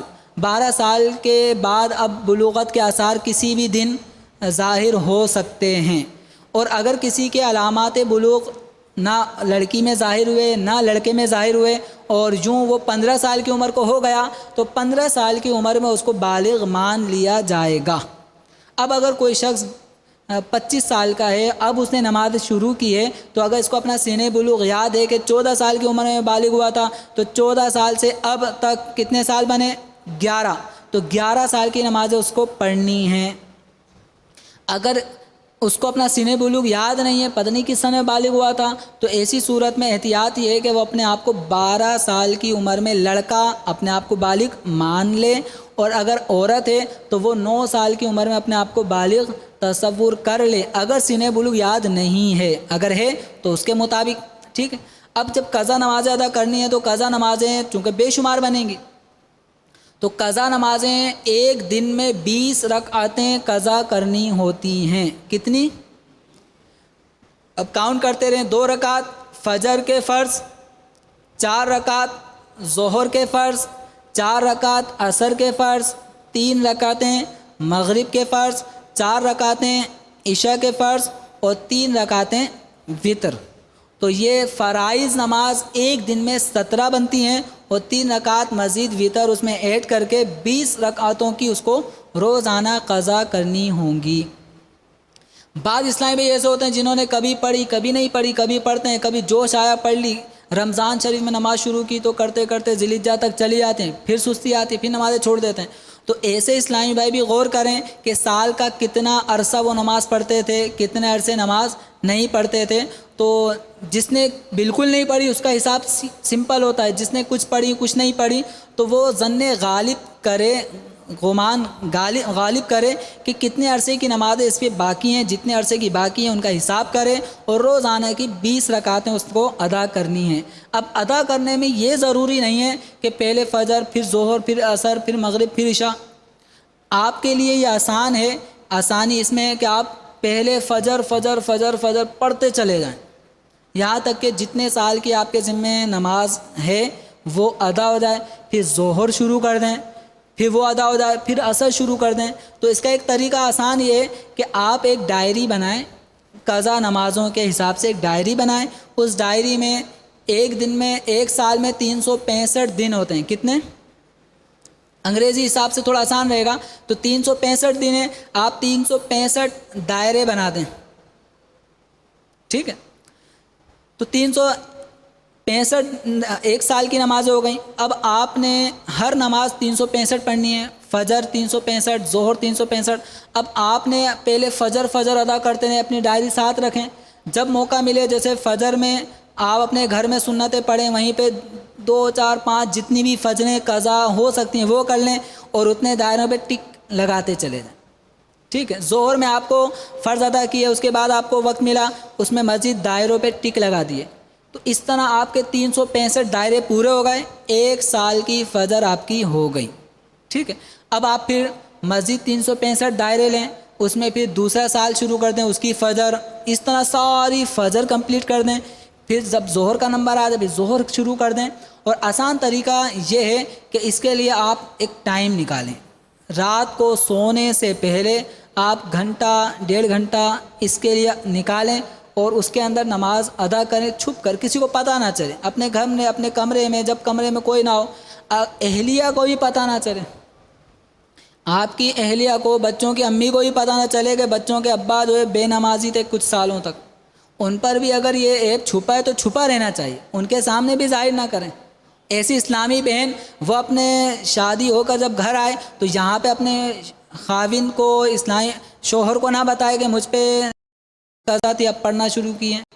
ہاں جس کا پتہ ہے وہ ایک الگ بات ہے، نہیں پتہ تو بتانا نہیں چاہیے، تو چھپ کے پڑھیں اور ٹائم نکالیں. قضاء عمری کا آسان طریقہ سماعت فرما لیں. امام اہل سنت اعلیٰ حضرت رضی اللہ تعالی عنہ نے 4 آسانیاں، 4 تخفیفات یہ ذکر فرمائی ہیں، جو امیر اہل سنت دامت برکاتہم العالیہ نے قضا نمازوں کا طریقہ نامی رسالے کے صفحہ نمبر 17 پر اور نماز کے احکام کے صفحہ نمبر 338 پر یہ طریقہ، آسانیاں، تخفیفات مروی ہیں، مذکور ہیں. تو اس میں 4 آسانیاں کیا ہیں؟ سب سے پہلی آسانی وہ یہ ہے کہ رکوع سجود میں نارملی 3 تسبیحات پڑھی جاتی ہیں، 3، 5، 7. تو آپ 3 کے بجائے ایک تسبیح پر اکتفا کریں. رکوع میں گئے، سبحان ربی العظیم پورا پڑھنا ہے، یہ نہیں کہ رکوع میں جاتے اور رکوع سے کھڑے ہوتے ہی عظیم کھڑے ہونے کی حالت میں ختم ہو رہا ہو، ایسے نہیں. پورا رکوع میں چلے گئے، سبحان ربی العظیم پورا پڑھ لیا، اب اٹھ جائیں، قومے میں آ جائیں. اب سجدے میں جب جانے کا معاملہ ہو تو سجدے میں 1 مرتبہ پڑھیں سبحان ربی الاعلیٰ. تو جس پہ بکثرت نمازیں کئی سالوں کی ہیں تو اس کو یہ آسانیاں اس کے لیے بتائی جا رہی ہیں، تو وہ ان آسانیوں سے فائدہ اٹھاتے ہوئے جلد از جلد قضا عمری سے فراغت پائے. تو پہلی آسانی کیا ہے؟ رکوع سجود میں 1 مرتبہ تسبیح پڑھنا. اور دوسری آسانی اس کے لیے یہ ہے کہ فرضوں کی تیسری اور چوتھی جیسے ظہر، عصر اور عشاء، اور مغرب کی تیسری رکعت، اور ظہر، عصر، عشاء کی تیسری اور چوتھی رکعت، ان میں سورہ فاتحہ پڑھی جاتی ہے عموماً. تو سورہ فاتحہ کی بجائے وہ 3 مرتبہ سبحان اللہ سبحان اللہ سبحان اللہ کہہ کر پھر رکوع میں چلے جائے. کھڑا ہوا، قاعدہ اولا سے کھڑا ہو کے سبحان اللہ کہے اور اس کے بعد پھر رکوع میں چلا جائے. اس طرح یہ دوسری آسانی ہو گئی. یعنی سورہ فاتحہ پڑھنا اب اس کے لیے لازمی تو ویسے بھی نہیں تھا، ایک مستحب عمل ہے، تو قضاء عمری کی بنا پر سورہ فاتحہ جو مستحب ہے اس کو چھوڑنے کی رخصت ہوئی. تو سورہ فاتحہ کی بجائے کیا کہنا اس نے؟ سبحان اللہ 1 مرتبہ. یہ 2 آسانیاں ہو گئیں. تیسری آسانی یہ ہے کہ جب یہ تشہد میں بیٹھتا ہے تو قاعدہ اخیرہ جیسے فجر کی رکعت، دوسری رکعت، مغرب کی تیسری رکعت، ظہر، عصر، عشاء کی چوتھی رکعت، وطر کی تیسری رکعت، تو یہ قاعدہ اخیرہ کہلاتے ہیں. وہ قاعدہ جس میں سلام پھیرتے ہیں اس قاعدے کو قاعدہ اخیرہ کہتے ہیں. تو قاعدہ اخیرہ میں درود شریف کے بعد اتحیات کے بعد درود شریف پڑھا جاتا ہے، دعا پڑھی جاتی ہے. تو یہ دعا اور درود شریف کے بجائے یہ اللہم صلی علی محمد و آلہ اتنا پڑھ لیں. اللہم صلی علی محمد و آلہ اتنا پڑھے اور سلام پھیر دے. 3 آسانیاں. اور چوتھی آسانی اس کے لیے یہ ہے کہ وطر جو پڑھے جاتے ہیں تو وطر کے اندر دعائے قنوت ہوتی ہے، اللہم انا نستعینک. اب یہ طویل ہے تھوڑی، تو اس پوری دعائے قنوت کے بجائے یہ تکبیر قنوت کہے گا اللہ اکبر، اس کے بعد یہ 1 مرتبہ کہہ لے یا 3 مرتبہ کہہ لے اللہم اغفر لی یا رب اغفر لی یا ربنا اغفر لی.